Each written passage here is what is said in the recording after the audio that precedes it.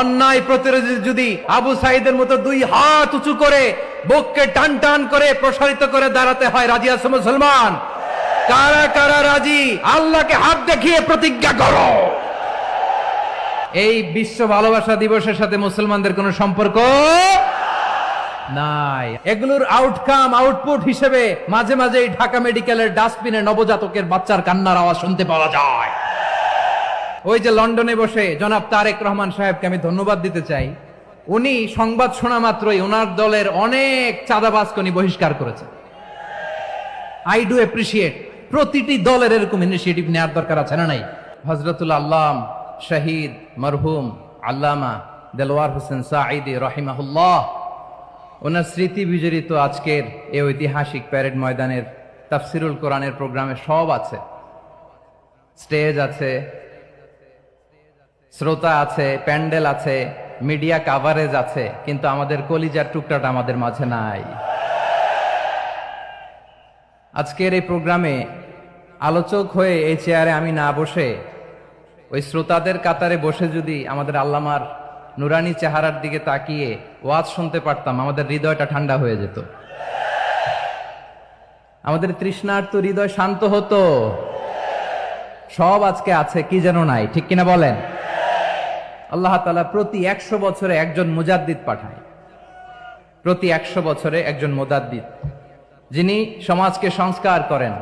আল্লামা দেলোয়ার হোসেন সাঈদী রাহিমাহুল্লাহ ছিলেন তেমন একজন মুজাদ্দিদ। চিৎকার করে বলেন ঠিক কিনা?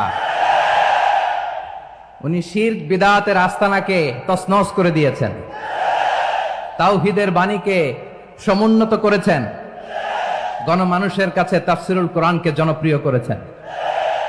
আজীবন আজীবন তিনি ইসলামকে বিজয়ী শক্তি হিসেবে দেখার স্বপ্ন দেখতেন। এত প্রাঞ্জল ভাষা, এত চমৎকার আধুনিক প্রেজেন্টেশন, গণমানুষের কাছে কোরআনের তাফসিরকে এভাবে জনপ্রিয় করে তোলার মতো ব্যক্তিত্ব আল্লামা সাঈদী ছাড়া দ্বিতীয় কেউ এই বাংলার ভূখণ্ডে নাই।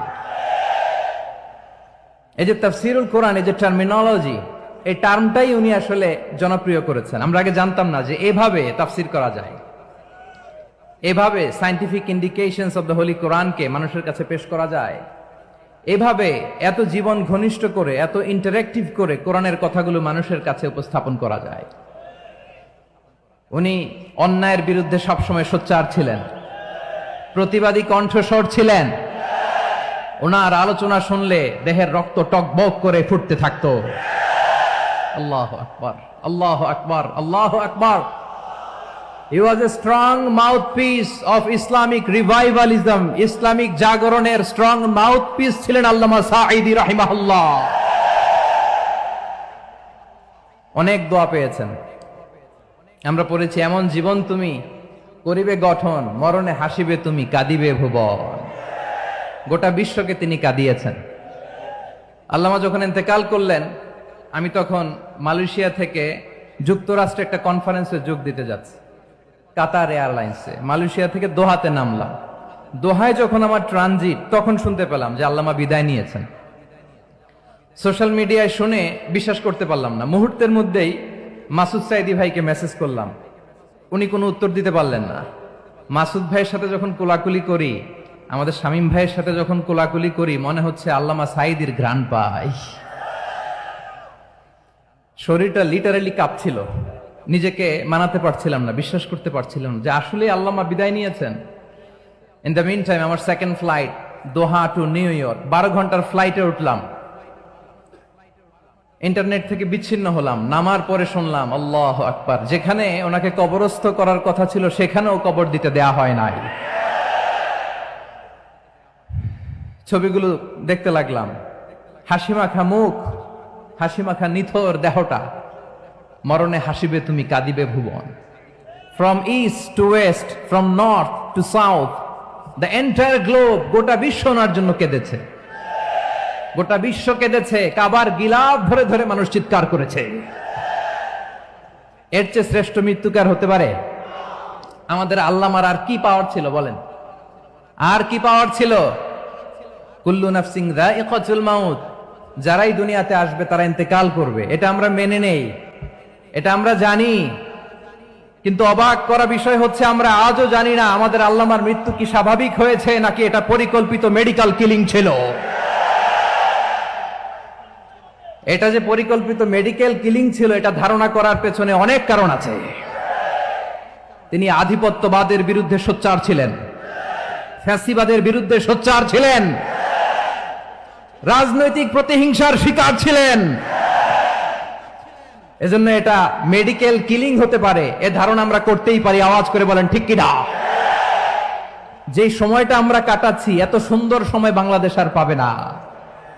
আমাদের জন্মের পর থেকে এরকম চমৎকার সময় আমরা পাই নাই। এটাই আসল সময়।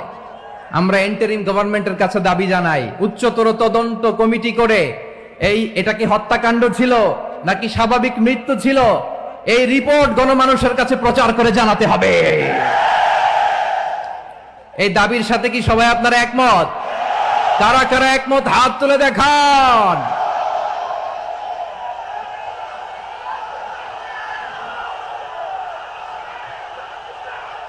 আমার প্রিয় ভাইয়েরা, প্রিয় চট্টলাবাসী, আল্লাহ তাআলা তার এই মুখলেস গোলামকে তার জান্নাতুল ফেরদাউসের মেহমান হিসেবে কবুল করুক, তার জীবনের সকল খেদমাগুলোকে কবুল করুক, জান্নাতুল ফেরদাউসের আলা মাকামে তাকে মেহমান হিসেবে কবুল করুক। আল্লামা শহীদ দেলোয়ার হোসেন সাঈদী রাহিমাহুল্লাহ, উনি ছাড়াও এই ঐতিহাসিক ময়দানে কথা বলেছেন আল্লামা লুৎফুর রহমান রাহিমাহুল্লাহ। চলে গিয়েছেন আমাদেরকে ছেড়ে। তিনি বলতেন, ইনশাআল্লাহ মিজান আবার আসবে। হুজুর আমি তো আসলাম, আপনি তো আমাদেরকে ছেড়ে চলে গেলেন। আল্লাহু আকবার, আল্লাহু আকবার, আল্লাহু আকবার। গলায় কোনো সুর ছিল না, সুর দিয়ে কথা বলতেন না, কিন্তু এত চমৎকার শব্দের বুনন, এত চমৎকার প্রেজেন্টেশন, এত চমৎকার ভাবে ঐতিহাসিক বর্ণনাগুলো তিনি উপস্থাপন করতেন। মন্ত্রমুগ্ধ হয়ে আমরা আল্লামা লুৎফুর রহমানের কথা শুনেছি। আমরা হযরতুল আল্লাম লুৎফুর রহমান রাহিমাহুল্লাহর জন্য এই বিশাল ময়দান থেকে দোয়া করছি, আল্লাহ তাআলা তুমি তোমার এই খাদেমকে জান্নাতের মেহমান হিসেবে কবুল করে নাও। আরো অনেক আল্লামারা এখানে কথা বলেছেন, বিশেষ করে বাইতুল শরফের মরহুম পীর সাহেব হুজুর থেকে শুরু করে আরো যারা যারা তারকাতুল্য ওলামায়ে কেরাম এই চট্টগ্রামের ময়দানে কথা বলেছেন, আলো ছড়িয়েছেন। আমরা এই লক্ষ লক্ষ তাওহীদি জনতাকে নিয়ে তাদের জন্য দোয়া করছি, আল্লাহ তাআলা ওনাদের জীবনের সকল ভুল ত্রুটি ক্ষমা করে দিয়ে তাদেরকে জান্নাতুল ফেরদাউসের মেহমান বানিয়ে নিক। আমরা এই ঐতিহাসিক প্যারেড ময়দানের প্রোগ্রাম থেকে স্মরণ করতে চাই 24-এর ছাত্র নাগরিক অভ্যুত্থানে আমার যে সমস্ত ছাত্র নাগরিক ভাইয়েরা দেহের তাজা রক্ত বিলি দিয়ে নতুন বাংলাদেশ আমাদেরকে উপহার দিয়েছে। বিশেষ করে আপনাদের এই চট্টগ্রামের শহীদ ফয়সাল, শহীদ ওয়াসিম সহ সকল শহীদকে আল্লাহ তাআলা কবুল করুক। আমরা সবাই পড়ি আমিন। প্রিয় ভাইয়েরা, আমি নগণ্য একজন কোরআনের ছাত্র, এত বিশাল মঞ্চে এত বড় প্ল্যাটফর্মে কথা বলা আমার জন্য সাজে না।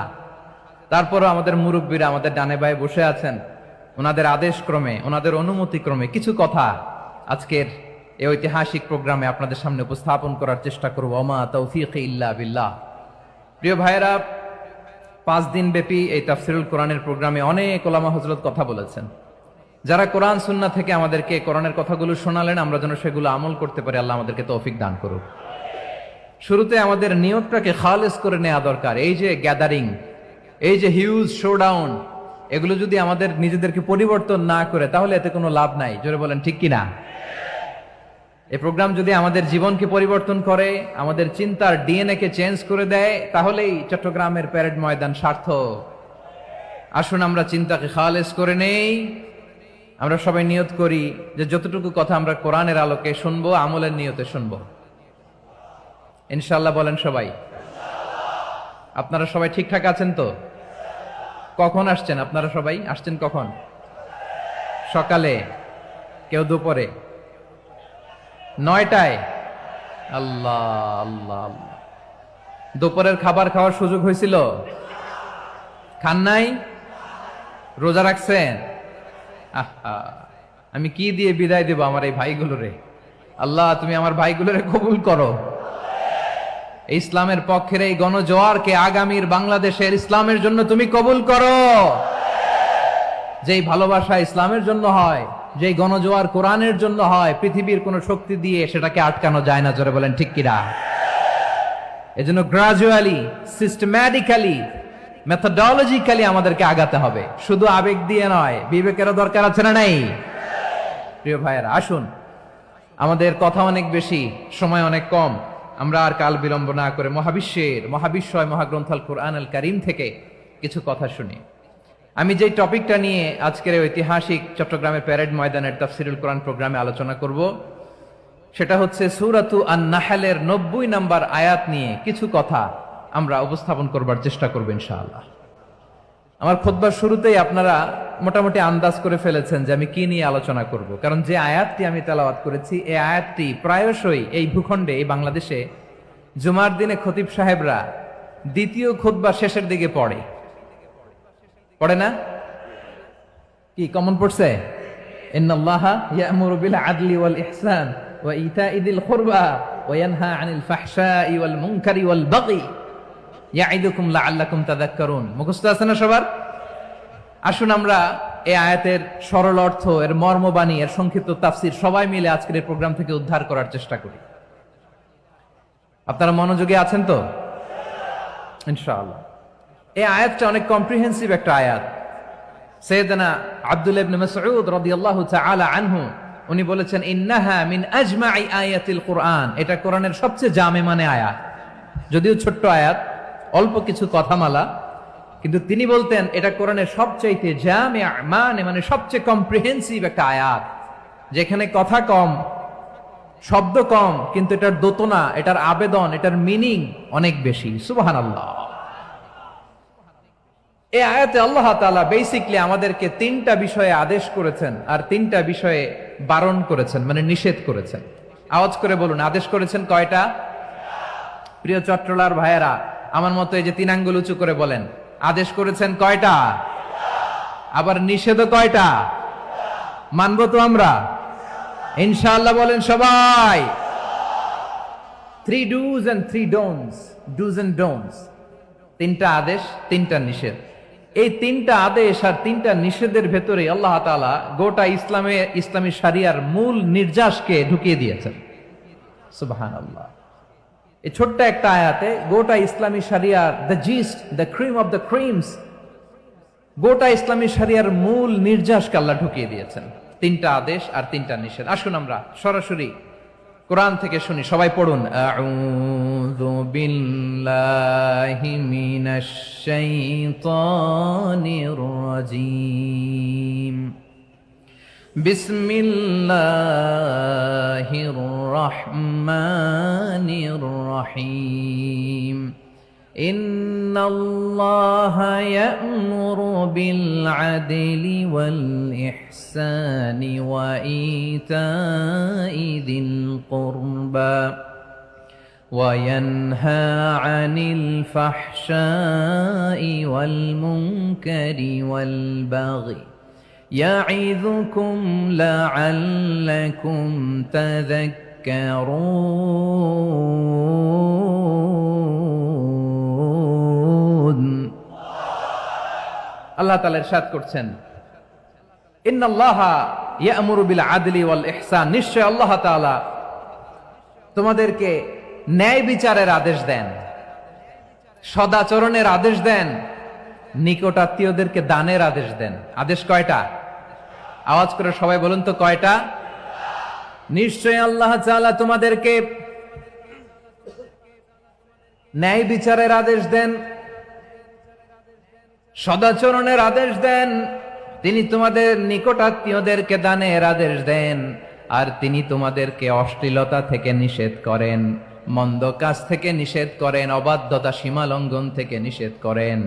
তিনি তোমাদেরকে উপদেশ দেন যাতে তোমরা শিক্ষা গ্রহণ করো।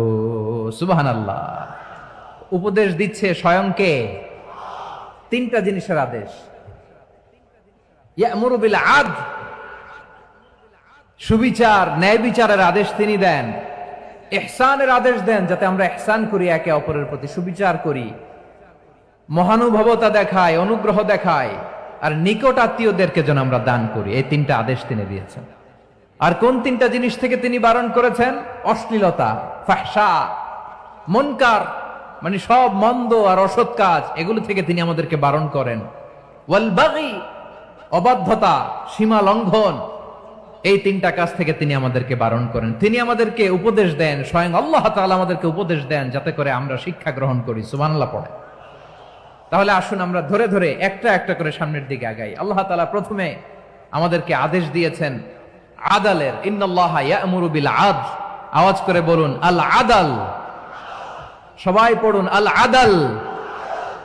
আমরা উর্দু জানি, হিন্দি জানি, অনেকে ইংরেজিও জানি, কিন্তু আরবি শব্দগুলো আমাদের মুখ দিয়ে বেরোতে চায় না। আওয়াজ করে বলুন আল আদাল। মাশাআল্লাহ, ইন্নাল্লাহা ইয়া'মুরু বিল আদল। আল্লাহ তাআলা আমাদেরকে আদলের আদেশ দেন। আদল অনেকে না বুঝলেও আদালত শব্দটা বুঝবেন। আদালত, আদালত, আদালত বুঝেন না? যেখানে বিচার কার্যের ফয়সালা করা হয়, কোর্ট কাচারি আদালত, এটা তো ভেরি কমন। এটা শুনছেন না সবাই? আদালত, যেখানে ন্যায় বিচার হবে, সুশাসন হবে। কিন্তু ভাগ্যের কি নির্মম পরিহাস, ওখান থেকে মিথ্যা সাক্ষী দিয়ে মনমতো রায় দিয়ে দেয়া হয়। এগুলোর পরিবর্তন হওয়ার দরকার আছে না নাই? প্রিয় ভাইয়েরা, আদালত, আল আদ, ইংরেজিতে বলে জাস্টিস, ন্যায় বিচার, সুবিচার, সুশাসন, জাস্টিস, আল আদাল। সব জায়গায় এই জাস্টিস থাকা দরকার। Justice should be prevailed in the society. The mission of all prophet was to uphold the justice. সব নবীর মিশন ছিল এই জাস্টিসকে, আদালকে, সুশাসন আর সুবিচারকে নিশ্চিত করা। পড়েন সুবহানাল্লাহ। And the core message of every divine scripture was to uphold justice. পৃথিবীর সব আসমানি কিতাবের মূল শিক্ষা ছিল এই জাস্টিসকে সমাজে এনশিওর করা, সুবিচার, সুশাসনকে এনশিওর করা। তাহলে প্রিয় ভাইরা, আমরা বুঝতে পারলাম আল আদ শব্দের মানে হচ্ছে ইনসাফ বা সুবিচার বা ন্যায় বিচার। এটা হচ্ছে একটা general meaning, very general meaning. আপনি যদি ইন ডেপথ বুঝতে চান, আরো ভেতরে যান, তাহলে আদাল মানে হচ্ছে সমন্বয়, আদাল মানে হচ্ছে ভারসাম্য, ব্যালেন্স। আদাল মানে হচ্ছে মধ্যম পন্থা। সুবহানাল্লাহ পড়েন। কারণ সব সময় সমান সমান হইলেই সুবিচার হয় না। কথা কি বুঝতেছেন?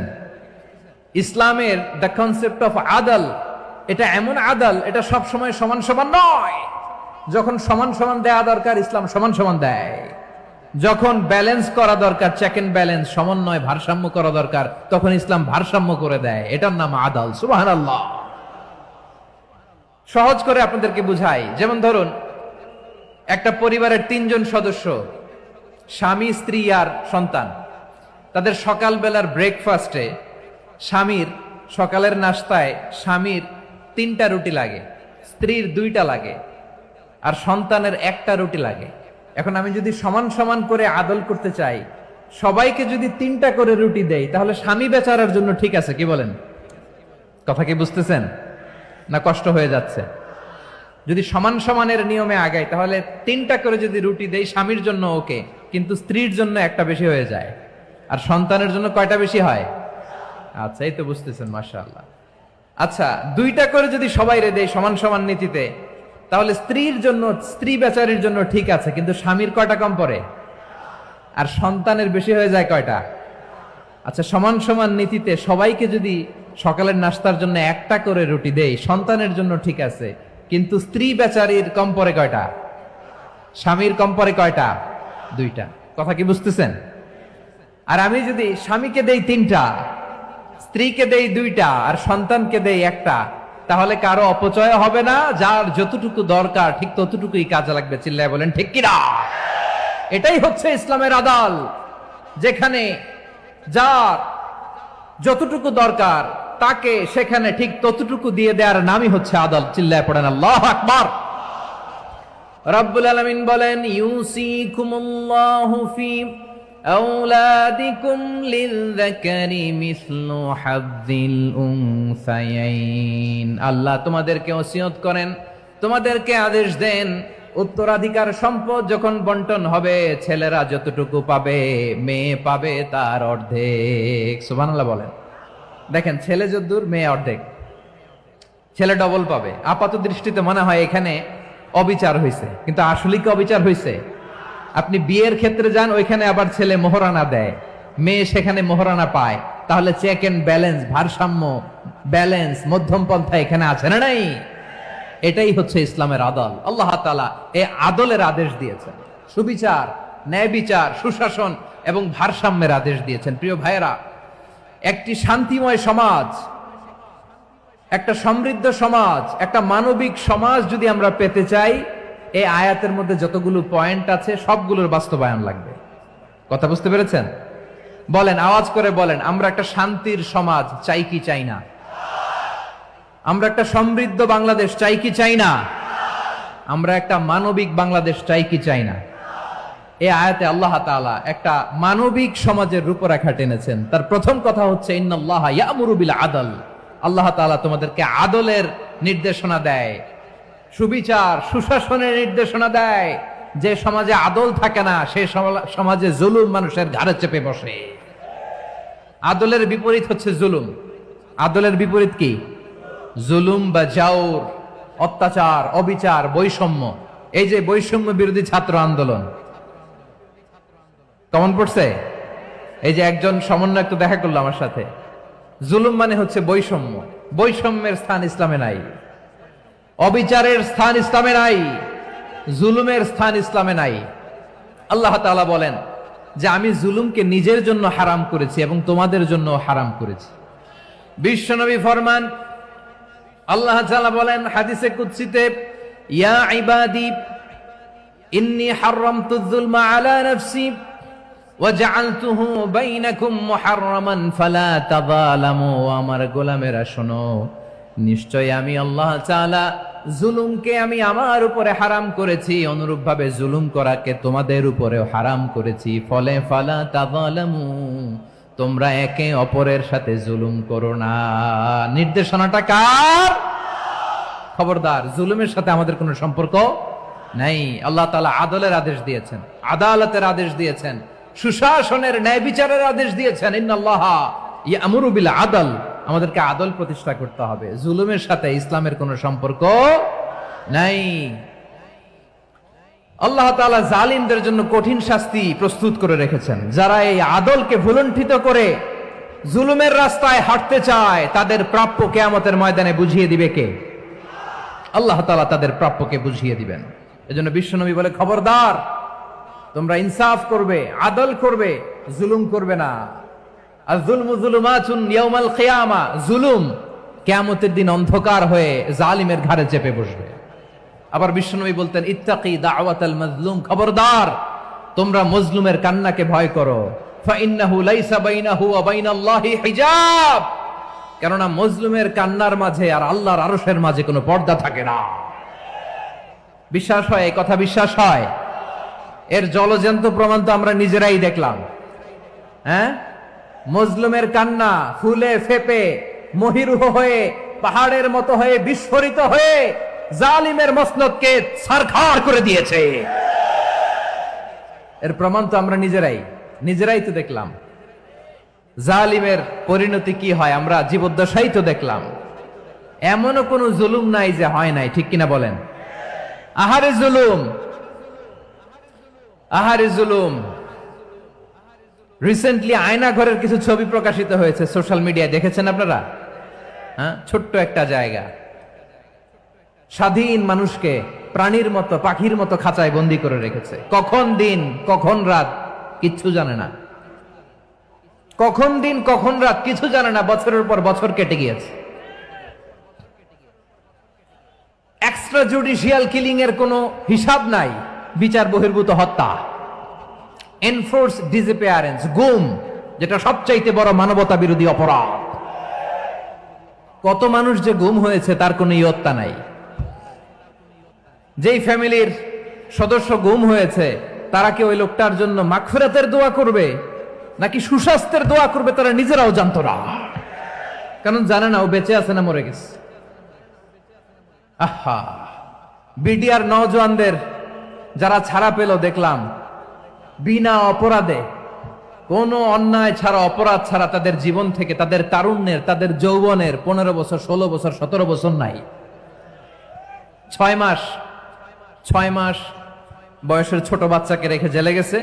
6 মাসের মেয়ে বেরোয় দেখে মেয়ের বয়স 17 বছর। মেয়ে বাবারে চিনে না, বাবা মেয়েরে চিনে না। মেয়েকে এখন বিয়ে দিয়ে আরেক ছেলের হাতে তুলে দিবে। মেয়ের শৈশব বাবা দেখে নাই, মেয়ের কৈশোর বাবা দেখে নাই, মেয়ের তারুণ্য দেখে নাই। আরেক যুবককে দেখলাম 14 বছরের 14 দিনের সংসার, 2 সপ্তাহের সংসার শেষে জেলে গেছে। কত যুবকের যে স্ত্রী চলে গিয়েছে ফ্যামিলি ছেড়ে, কারণ জানে না তো কবে আসবে, কি হবে, কেউ জানতো না। দাম্পত্য জীবনের মাত্র 14 দিনের স্মৃতি, এই স্মৃতিকে আঁকড়ে ধরে এক বোন 16টা বছর 17টা বছর কাটিয়ে দিয়েছে। আমি নিউজটা দেখে ভাবলাম, আমার এই বোনের প্রতিটি দিন কিভাবে কেটেছে, প্রতিটি রাত কিভাবে কেটেছে, প্রতিটি ক্ষণ কিভাবে কেটেছে। বিশ্বনবী বলেছেন, ইত্তাকি দাওয়াতাল মাজলুম ফাইন্না লাইসা বাইনাহু ওয়া বাইনাল্লাহি হিজাব। মাজলুমের কান্নাকে ভয় করো, কারণ মাজলুমের কান্না আর আল্লাহর মাঝে কোনো পর্দা থাকে না। আমরা আর এরকম কোন জুলুম বাংলাদেশে দেখতে চাই না। জোরে বলেন ঠিক কিনা? আর কেউ নতুন করে জালিম হোক আপনারা চান? আবার নতুন করে কেউ ফ্যাসিস্ট হোক আপনারা চান? এক দল আরেক দলকে নিশ্চিহ্ন করার রাজনীতিতে মেতে উঠুক, এটা আপনারা চান? আমরা বাংলাদেশকে আদল দিয়ে সাজাতে চাই। আমরা এই 56,000 বর্গ মাইলের প্রতিটা ইঞ্চি মাটিকে কোরআনের আইন দিয়ে সাজাতে চাই। রাজি আছেন আপনারা? কারা কারা রাজি দেখান হাত তুলে আল্লাহকে।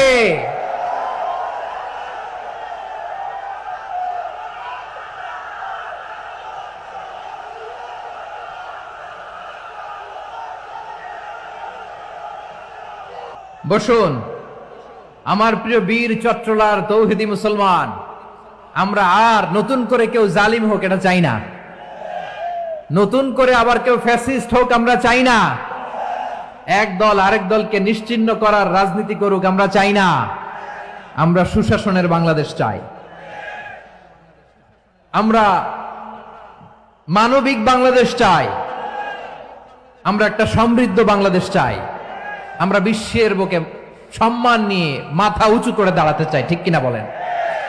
আল্লাহ বললেন, এটা যদি তোমরা চাও, একটা সমৃদ্ধ সমাজ যদি বিনির্মাণ করতে চাও, মানবিক সমাজ যদি বিনির্মাণ করতে চাও, আমি তোমাদেরকে সেজন্য প্রথমে আদালতের নির্দেশ দিলাম। ইন্নাল্লাহা ইয়া'মুরু বিল আদল, নিশ্চয় আল্লাহ তাআলা তোমাদেরকে ন্যায় বিচার সুশাসন এটার আদেশ দেন। সুবহানাল্লাহ।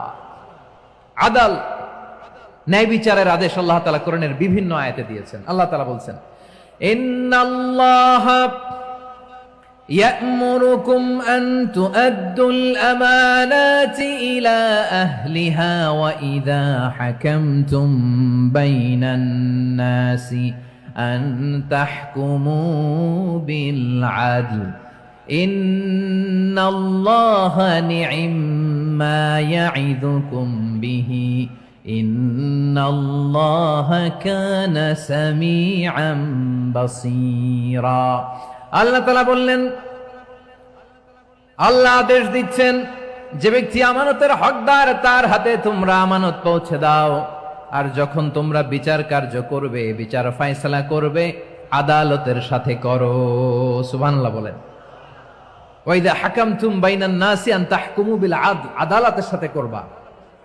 আল্লাহ তাআলা বলেন, যারা জাজ হবে, বিচারক হবে, তাদের যদি বাদী বিবাদীর কারোর সাথে শত্রুতা থাকে, কারোর সাথে যদি কোনো ধরনের রেষারেষি থাকে, আল্লাহ বলেন বিচার কার্য করতে যে ওই শত্রুতা রেষারেষির কারণে আদালতের বাইরে যে অবিচার করে বিচার করো না।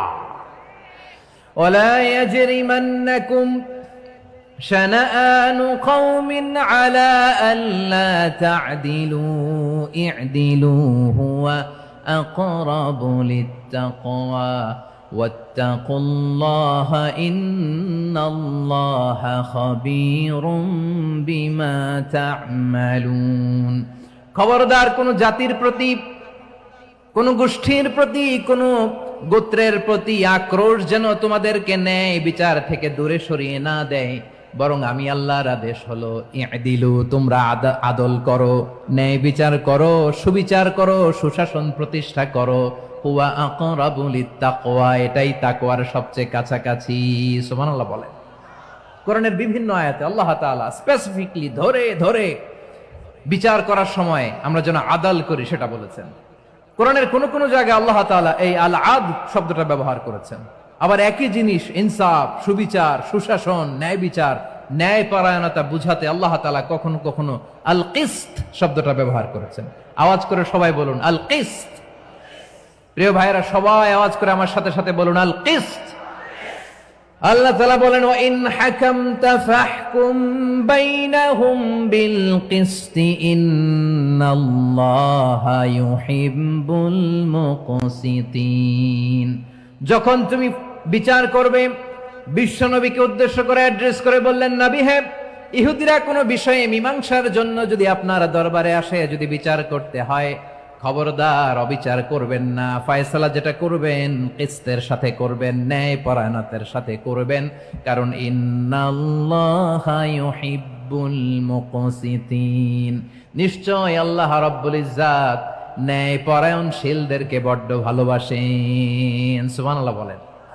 ন্যায় পরায়ণ লোকদেরকে আল্লাহ তাআলা বড্ড ভালোবাসেন। অন্য আয়াতে আল্লাহ তাআলা বলছেন وَنَضَعُ الْمَوَازِينَ الْقِسْطَ لِيَوْمِ الْقِيَامَةِ فَلَا تُظْلَمُ نَفْسٌ شَيْئًا। আমি কিয়ামতের দিন ন্যায় পরায়ণতার মানদণ্ড স্থাপন করব, যেটাকে আমরা মিজানের পাল্লা বলি। আল্লাহ বলেন ন্যায় বিচারের মানদণ্ড কিয়ামতের ময়দানে আমি আল্লাহ স্থাপন করব। সেদিন কারো প্রতি বিন্দু পরিমাণ, এক চুল পরিমাণ অবিচার করা হবে না, কোনো অবিচার করা হবে না। সেদিন সুশাসন হবে, সুবিচার হবে, ন্যায় পরায়ণতার সাথে বিচার হবে। আওয়াজ করে পড়েন আল্লাহু আকবার। তাহলে প্রিয় ভাইরা, যে তিনটি বিষয়ে আল্লাহ তাআলা আমাদেরকে আদেশ দিয়েছেন, তার প্রথমটা হচ্ছে আদালত, ইনসাফ, সুবিচার, ন্যায় বিচার। এটা আমরা চাই কি চাই না? বিশ্বনবী ন্যায় বিচার, ন্যায় পরায়ণতা, সুশাসন প্রতিষ্ঠিত করেন কি করেন নাই? আপনারা বিশ্বনবীর সিরাত যারা পড়েছেন, আপনি দেখবেন বিশ্বনবীর সিরাতের পরতে পরতে, বাকে বাকে, সিরাতের বাকে বাকে এই আদালতের নমুনা মেলে। সুবহানাল্লাহ বলেন। ছোট্ট একটা নমুনা রাসূল সাল্লাল্লাহু আলাইহি ওয়াসাল্লামের আসসিরা আল আতরা থেকে ছোট্ট একটা নমুনা আপনাদের খেদমতে এখানে উপস্থাপন করি। বিশ্বনবী সাল্লাল্লাহু আলাইহি ওয়াসাল্লাম মক্কা বিজয় করলেন ৮ম হিজরিতে। মক্কা বিজয় শেষে তিনি কয়েক সপ্তাহ মক্কাতে অবস্থান করলেন। ইন দ্য মিন টাইম মক্কার একটা ভেরি প্রেস্টিজিয়াস এন্ড ডিগনিফাইড ফ্যামিলির নারী চুরিতে ধরা পড়ল। কিসে ধরা পড়ল? সবাই বলেন কিসে? আমাদের সমাজে আসেনি এটা? আছে? ছোট না বড়? হ্যাঁ, হিসাব করে শেষ করা যায় না। ৩.৫ লাখ কোটি টাকা নাই উন্নয়ন প্রকল্পের নামে। উন্নয়ন প্রকল্পের নামে ৩.৫ লাখ কোটি টাকা নাই।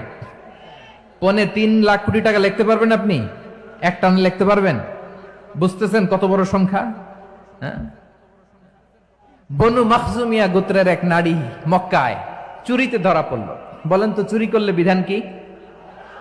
কি কাটতে হবে? চুরির বিধান হলো হাত কেটে দাও। তাও সেটা গোপনে নয়, প্রকাশ্যে জনসম্মুখে হাত কেটে দাও। বনু মাখজুমিয়া গোত্রের নারী যখন চুরিতে ধরা পড়লো, সাহাবারা চিন্তায় পড়ে গেলেন। সবেমাত্র মক্কার লোকেরা কালিমা পড়ে মুসলমান হয়েছে, ইসলামের আইন কানুন তেমন জানে না, ইসলামী শরিয়ার সাথে বেশি পরিচিত নয়। এখন যদি বিশ্বনবী চুরির যেই বিধান এটা যদি কায়েম করে হাত যদি কেটে দেয়, না জানি মক্কার লোকেরা আবার বিগড়ে যায়, না জানি মক্কার লোকেরা আবার মুরতাদ হয়ে যায়, না জানি মক্কার লোকেরা ইসলাম থেকে দূরে সরে যায়। চলো চলো, সাহাবীরা মিলে পরামর্শ করলেন, চলো বিশ্বনবীর কাছে যে বলি, ও নবী, শুধু কেবলমাত্র একমাত্র এই নারীর জন্য চুরির হাত কাটার বিধানটা আপনি একটু থামিয়ে দেন। চুরির হাত কাটার যে বিধান এইখানে একটু রহিত করে দেন, বাকিগুলা কইরেন মদিনাতে যে চলবে, কিন্তু মক্কায় এবারের জন্য মাফ করে দেন। কিন্তু কে বলবে? এই যে পরামর্শ, সাজেশন, এটা কে দিবে বিশ্বনবীর কাছে? সাহাবারা চিন্তায় পড়ে গেলেন। আল্লাহর নবীর সামনে দাঁড়িয়ে আল্লাহর দেয়া হুদুদ, আল্লাহর দেয়া বিধান থামিয়ে দেওয়া, মাফ করে দেওয়া, এই কথা বিশ্বনবীর সামনে বলার সাহস তো কেউ রাখে না। কেউ কেউ বলল, বিশ্বনবীর পালক পুত্র যায়েদ বিন হারেসার সন্তান উসামারে বিশ্বনবী নাতির মতো আদর করে, বড্ড বেশি ভালোবাসে উসামারে। এজন্য সাহাবারা উসামাকে বলতো হিব্বু রাসূলিল্লাহ, বিশ্ব নবীর ভালোবাসা। কি বলতো? সাহাবীরা বললেন বিশ্ব নবীর ভালোবাসা, হিব্বু রাসূলিল্লাহ, উসামারে পাঠাও। উসামারে বিশ্ব নবীর নাতির মতো স্নেহ করে, মায়া করে, ভালোবাসে। আমরা পারবো না, উসামা পারবে। সবাই মিলে ফুলিয়ে ফুসিয়ে ওসামাকে, ছোট্ট ওসামাকে রাজি করালো। ওসামা এমন এমন কথা যে তুমি বিশ্বনবীর কাছে বলতে হবে, পারবা নাকি? ওসামা বলে পারবো। সাইয়েদনা ওসামা রাদিয়াল্লাহু তাআলা আনহু তরুণ সাহাবী বিশ্বনবীর কাছে গেলেন, যে বললেন, নবী, বনু মাখজুমিয়া গোত্রের এক নারী চুরিতে ধরা পড়েছে, এবারের জন্য কি এই মহিলাটারে মাফ করে দিলে হয় না? এবারের জন্য একটু ক্ষমা করা যায় না নবী? বিশ্বনবী বলেন, আতাশফাউ ফি হাদ্দিম মিন হুদুদিল্লাহ, তোমার এত বড় সাহস উসামা, তুমি আল্লাহর হাদ, আল্লাহর দেয়া বিধান, এটার ব্যাপারে সুপারিশ করতে এসেছো? তোমরা কি জানো তোমাদের আগে যত কওম, যত গোত্র, যত জনপদ ধ্বংস হয়েছে তার কারণ ছিল তাদের মধ্যে গরিবরা অন্যায় করলে তারা বিচার করত, আর ধনীরা অন্যায় করলে তারা মাফ করে দিত। খবরদার! ওয়া আইমুল্লাহ লাউ আন্না ফাতিমাতা বিনতি মুহাম্মাদিন সারাকাত লাকাতা মুহাম্মাদুন ইয়াদাহা। বিশ্বনবী বললেন, আরে ওসামা, বানু মাখজুমিয়ার ওই প্রেস্টিজিয়াস এন্ড ডিগনিফাইড ফ্যামিলির মেয়ে তো দূর কি বাত, অনেক দূরের কথা। জেনে রেখো ওসামা, আমার কলিজার টুকরা, নয়নের পুটুলি ফাতেমাও যদি মক্কার জমিনে আজকে এই চুরির দায়ে ধরা পড়তো, আমি বিশ্বনবী মুহাম্মাদুর রাসূলুল্লাহ ধরে ফাতেমার ডান হাতটা কেটে দিতে এক বিলম্ব দেরি করতাম না। ইন্নাল্লাহা ইয়া'মুরু বিল আদল, আমাদেরকে জাস্টিস শিখায়। পশ্চিমারা আমাদেরকে ইনসাফ শিখায়, আমাদেরকে সুশাসন শিখায়। আর ইনসাফ, সুশাসন, ন্যায় বিচার, সুবিচার, জাস্টিস কারে বলে বিশ্বনবীর বায়োগ্রাফি থেকে জেনে নাও। এই ছিল বিষ্ণু ঈসা ইসলামের আদালতের নমুনা। আপনি যদি সাইয়েদনা ওমরে ফারুকের জীবনের দিকে তাকান, এমন কঠোর, এমন বীর সেনানী ছিলেন। সাইয়েদনা ওমরে ফারুক যদি রাস্তার এই মাথা দিয়ে হাঁটা শুরু করতেন, শয়তান ওমরে ফারুককে দেখলে ওই রাস্তা রেখে দিয়ে অন্য রাস্তা দিয়ে হাঁটতো। সুবহানাল্লাহ। ওমরে ফারুক রাদিয়াল্লাহু তাআলা আনহু কি পার্সোনালিটি ছিল, কি পার্সোনালিটি! আমাদের এলাকায় ছোট বাচ্চারা রাতে ভাত খেতে চায় না, আমার মেয়েটাও খেতে চায় না। এই এটা দিব, ওইটা দিব, আজকে মাহফিলে আসার সময় বলে দিছে লিস্ট করে এটা এটা আনতে হবে। তো ছোট্ট বাচ্চাদের অনেক বায়না থাকে, ওরা রাতে খেতে চায় না। তো মায়েরা বিভিন্ন ভয় দেখায়, এই বাঘ আসবে, বাঘ আসবে খাও, এই ভূত আসবে, ভূত আসবে খাও। আপনারা কি বলেন চট্টগ্রামে? কি আসবে? হ্যাঁ, ভূত, ভূত, ভূত আসবে, বাঘ আসবে, খাও খাও খাও, তাড়াতাড়ি খাও। তো বাচ্চারা এগুলো শুনে ভয়ে খেতে শুরু করে। মদিনার জমিনেও একই ঘটনা ঘটতো। মদিনার ছোট্ট ছোট্ট সোনামণিরা খেতে চাইতো না। তো মায়েরা বলতো, হা হুয়া ইয়াতি উমর, হা হুয়া ইয়াতি উমর, ওই যে উমর আসতেছে, উমর। ওমরে ফারুকের কথা শুনলেই বাচ্চারা একেবারে ঠান্ডা। সুবহানাল্লাহ পড়বেন না? প্রভু তুমি বলেছ রাসূল দেবে না, বলনি দেবে না ওমর, বলনি দেবে না হামজা তারি, খালিদ বিজয় সমর। প্রভু তুমি বলেছ রাসূল দেবে না, বলনি দেবে না ওমর, বলনি দেবে না হামজা তারি, খালিদ বিজয় সমর। প্রভু তুমি বলেছ রাসূল দেবে না। আল্লাহু আকবার। ওমর ফারুক রাদিয়াল্লাহু তাআলা আনহু, ওনার কথা শুনলে গায়ের মধ্যে গুজবাম হয়, গায়ের পশমগুলো দাঁড়িয়ে যায়। সুবহানাল্লাহ বলেন। কি পার্সোনালিটি ছিল, কি ব্যক্তিত্ব ছিল! মুনাফিকরা ওমর ফারুককে জমের মতো ভয় পেতেন। শয়তান, খুদ শয়তান এই রাস্তা দিয়ে আসলে শয়তান অন্য রাস্তা দিয়ে হাঁটতো। ওমর ফারুক রাদিয়াল্লাহু তাআলা আনহুর জীবনে যদি দেখেন, তাহলে সেখানে আপনি আদালতের, ইনসাফের, সুশাসনের, জাস্টিসের নমুনা দেখতে পাবেন। কয়টা শুনবেন? সাইয়েদনা ওমর ফারুকের রাদিয়াল্লাহু তাআলা আনহুর সন্তান আব্দুর রহমান মিশরে মদ খেয়ে মদ্যপ অবস্থায় ধরা পড়েছে। মদ খাওয়ার কারণে, মদ যদি কেউ পান করে আর যদি প্রমাণিত হয়, তার বিচার হলো 80 বেত। আওয়াজ করে বলেন কয় বেত? বাংলাদেশেও তো এই আইন আছে নাকি? বাংলাদেশে আছে? হ্যাঁ, মদ খাইলে 80 বেত, এই আইন বাংলাদেশে চালু হোক, আমরা চাই কি চাই না? চাই সবাই। এজন্যই তো ইসলাম ভাল লাগে না। ইসলামকে ভাল লাগে না, ইসলামকে আউট করে রাখতে পারলেই তো এরকম বড় বড় বোতল খাওয়া যায়। একেবারে সহজ, পানির মতো সহজ, হিসাব একেবারে সহজ। ওমরে ফারুক রাদিয়াল্লাহু তাআলা আনহুর ছেলে ভুল করে মদ পান করে ফেলেছিলেন। আব্দুর রহমান, ঘটনা ঘটেছে মিশরে। মিশরের গভর্নর তখন আমর ইবনুল আস রাদিয়াল্লাহু তাআলা আনহু। আব্দুর রহমানের ভাই যে গভর্নরকে বলল, গভর্নর যদি একটু দয়া করেন, খলিফার ছেলে আমার ভাই আব্দুর রহমান মদ্যপ অবস্থায় ধরা পড়েছে, জনসম্মুখে যদি আপনি বেত্রাঘাত করেন আমাদের প্রেস্টিজ থাকে না, যদি 80 বেত আপনি মারেন আমার কোনো কথা নাই, কিন্তু ঘরের ভেতরে মারেন। আব্দুর রহমানের ভাইয়ের সুপারিশ শুনে সাইয়েদনা আমর ইবনুল আস রাদিয়াল্লাহু তাআলা আনহু রাজি হয়ে গেলেন। ঘরের ভেতরে লোকচক্ষুর আড়ালে 80 বেত তিনি মানলেন। কিন্তু ঘটনাক্রমে এই কথা লুকিয়ে লুকিয়ে ঘরের ভেতরে 80 বেত মারার কথা সাইয়েদনা ওমর ফারুক মদিনা থেকে জানতে পারলেন। মদিনা থেকে তিনি ফরমান জারি করলেন, এই বিচার যেমনটি আমর ইবনুল আস আদায় করেছে এটা প্রকৃতপক্ষে আদায় হয় নাই। আসো সবাই মদিনায় আসো, আমর ইবনুল আস মদিনায় আসো, আব্দুর রহমানও আসো, সবাই আসো, জনসম্মুখে এই বিচার কার্যকর করতে হবে। সাইয়েদনা ওমর ফারুক মসজিদে নববীর পিলারের মধ্যে নিজের ছেলেকে বাঁধলেন, আবার জনসম্মুখে 80টা বেত তার গায়ের মধ্যে মারলেন। মাজমুয়ে ফাতাওয়া ইবনে তাইমিয়া রাহিমাহুল্লাহ উনি এটা নকল করেছেন। এটা সবচেয়ে বিশুদ্ধ মত। আরো অনেক মত আছে, মারা গেছে কবরের উপর, ওগুলো বাদই দিলাম। কেমন খলিফা ছিলেন, কেমন খলিফা! পশ্চিমারা তোমরা জাস্টিস আমাদেরকে শেখাও, ইনসাফ কারে বলে সুশাসন আমাদেরকে তোমরা শিখাও। ওমরে ফারুক রাদিয়াল্লাহু তাআলা আনহু ওই বিচারকে তিনি ধর্তব্য মনে করেন নাই। মদিনাতে এনে আবার জনসম্মুখে আবার 80 বেত মেরেছেন। মিশরে ওমরে ফারুক রাদিয়াল্লাহু তাআলা আনহু আমর ইবনুল আসকে গভর্নর করে পাঠালেন। সেখানে আমর ইবনুল আসের ছেলে একটা প্রতিযোগিতায় রানার আপ হয়েছে। এক মিশরি সেখানে চ্যাম্পিয়ন হয়েছে। রানার আপ বুঝতে পেরেছেন তো? রানার আপ সেকেন্ড হয়েছে, এক মিশরি হয়েছে চ্যাম্পিয়ন প্রথম। কিন্তু গভর্নরের ছেলে ও জিততে পারে নাই, ও রাগে ওই মিশরির গায়ের মধ্যে কয়েকটা লাঠি দিয়ে বাড়ি মেরেছে।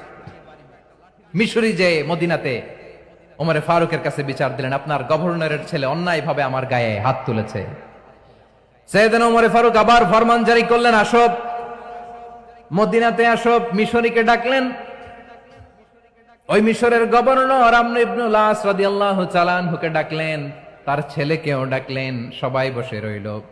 আমর ইবনুল আস রাদিয়াল্লাহু তাআলা আনহু মাথা নিচু করে বসে আছেন, লজ্জায় কাচুমাচু। হায় হায়, আজকে আমার ছেলের কারণে আমিরুল মুমিনিন খলিফাতুল মুসলিমিন ওমরে ফারুকের কাছে আমি জনসম্মুখে লজ্জিত হচ্ছি। সাইয়েদনা ওমরে ফারুক বললেন, এই নাও লাঠি, গভর্নরের ছেলে তোমার মাথার মধ্যে যতগুলো বাড়ি মেরেছে আজকে জনসম্মুখে তুমি অতগুলা বাড়ি মারো। মিশরি বলে, থাক, আপনি যে ডেকে আনছেন সবার সামনে এটা বলছেন, এতেই আমি খুশি। আল্লাহু আকবার! আপনার মহানুভবতা দেখে আমি খুশি, আর অপমানের দরকার নাই। ওমরে ফারুক বলে, না, খবরদার, এই কথা মিশরি তুমি বলো না, মারো, যতগুলা বাড়ি মেরেছে মারো। বাধ্য হয়ে মিশরি আমর ইবনুল আসের সামনে ওনার কলিজার টুকরা সন্তানের মাথার মধ্যে বাড়ি মারতে আরম্ভ করলেন। ঠিক যতগুলা বাড়ি গভর্নরের ছেলে আমর ইবনুল আসের ছেলে মিশরীর গায়ে মেরেছিল, মাথায় মেরেছিল, মিশরি গুনে গুনে ততটা মারলেন। এই দৃশ্য দেখে ওমরে ফারুক রেগে মেগে আগুন, রাগের চোটে রাগ সামলাতে না পেরে আর নিজেকে সামলাতে না পেরে মিশরীরে বললেন, ছেলেরে মারা শেষ হয়ে গেলে এবার বাবার টাক মাথার মধ্যে কয়েকটা বাড়ি মার। রাগের চোটে, আউট অফ অ্যাঙ্গার, রাগের চোটে যে আমার পাঠানো গভর্নর আমর ইবনুল আস তার ছেলেকে কেন আদব তারবিয়া কেন শিক্ষা দিতে পারে না। ছেলেরে মারা হইলে এবার আমর ইবনুল আসের মাথার মধ্যে দুইটা মারো। এটা রাগে বলেছেন, এটা শাস্তি হিসেবে না। সুবহানাল্লাহ পড়ে। তোমরা আমাদেরকে সুশাসন শিখাও, আমাদেরকে সুশাসন শিখাও। বিশ্বনবী বলেন, আদল এটা যেন তেন বিষয় না, এটা দিয়েই মানবিক সমাজ গড়তে হবে। আল্লাহ তাআলা কিয়ামতের কঠিন ময়দানে, যেদিন স্বামী স্ত্রীকে চিনবে না, স্ত্রী স্বামীকে দেখে পালিয়ে যাবে, বন্ধু বন্ধুরে চিনবে না, পীর সাহেব মুরিদরে চিনবে না, মুরিদ পীর সাহেবরে চিনবে না, দলের কর্মী তার নেতারে চিনবে না, নেতা তার কর্মীরে চিনবে না, বন্ধু বন্ধুরে দেখে পালাবে। এই কঠিন মুহূর্তে সূর্যটা মাথার কাছে চলে আসবে, জমিনটা তামার জমিন হবে, আজকের জমিনের মতো নয়। মানুষ ঘর্মাক্ত, ক্লান্ত, শ্রান্ত মাথার মগজগুলো কানের ছিদ্র আর নাকের ছিদ্র দিয়ে বেয়ে বেয়ে পড়বে। বিশ্বনবী ফরমান, কিয়ামতের ওই কঠিন ময়দানে 7 শ্রেণীর ব্যক্তিকে রব্বুল আলামিন তার আরশের নিচে ছায়া দিবেন। তার মধ্যে প্রথম শ্রেণীর ব্যক্তি হলো ইমামুন আদিল। ইমামুন আদিল, ন্যায়পরায়ণ শাসক, যে ইনসাফের সাথে বিচার করে, যে জাস্টিস সমাজে সার্ভ করে, যে সুশাসন নিশ্চিত করে, ওই ইমামুন আদিল। আদিল শব্দটা বুঝছেন না? ইন্নাল্লাহা ইয়া'মুরু বিল আদল, পাইছেন? আদিল। 7 শ্রেণীর ব্যক্তিকে আল্লাহ তাআলা সুশীতল আরশের নিচে ছায়া দিবেন, যেদিন তার দেয়া ছায়া ছাড়া কোনো ছায়া থাকবে না। এর প্রথম হচ্ছে ইমামুন আদিল, ন্যায়পরায়ণ শাসক। চিল্লায় বলেন সুবহানাল্লাহ। আবার বিশ্বনবী বললেন, ইন্নাল মুকসিতিনা ইনদাল্লাহি আলা মানাবিরা মিন নূর আন ইয়ামিনির রহমান। কিয়ামতের দিন যারা ন্যায়পরায়ণ হিসেবে আল্লাহর সামনে দাঁড়াবে, কিয়ামতের দিন রব্বুল আলামিন তার আরশের ডান দিকে ওই ন্যায়পরায়ণ লোকদের জন্য আরশের ডান দিকে একটা নূরের মিম্বারে তাদেরকে বসার সুযোগ করে দিবে। আল্লাহর আরশের ডান দিকে ন্যায়পরায়ণ লোকদের জন্য আল্লাহ তাআলা নূরের মিম্বার বানাবে। 4টেখানে কথা মনে করেছেন? আল আদাল, জাস্টিস। ইন্নাল্লাহা ইয়া'মুরু বিল আদল। আল্লাহ তাআলা এই আদালতের নির্দেশনা দেয়, সুবিচার, সুশাসন। প্রিয় ভাইয়েরা, এটা আমরা বাংলাদেশে চাই কি চাই না?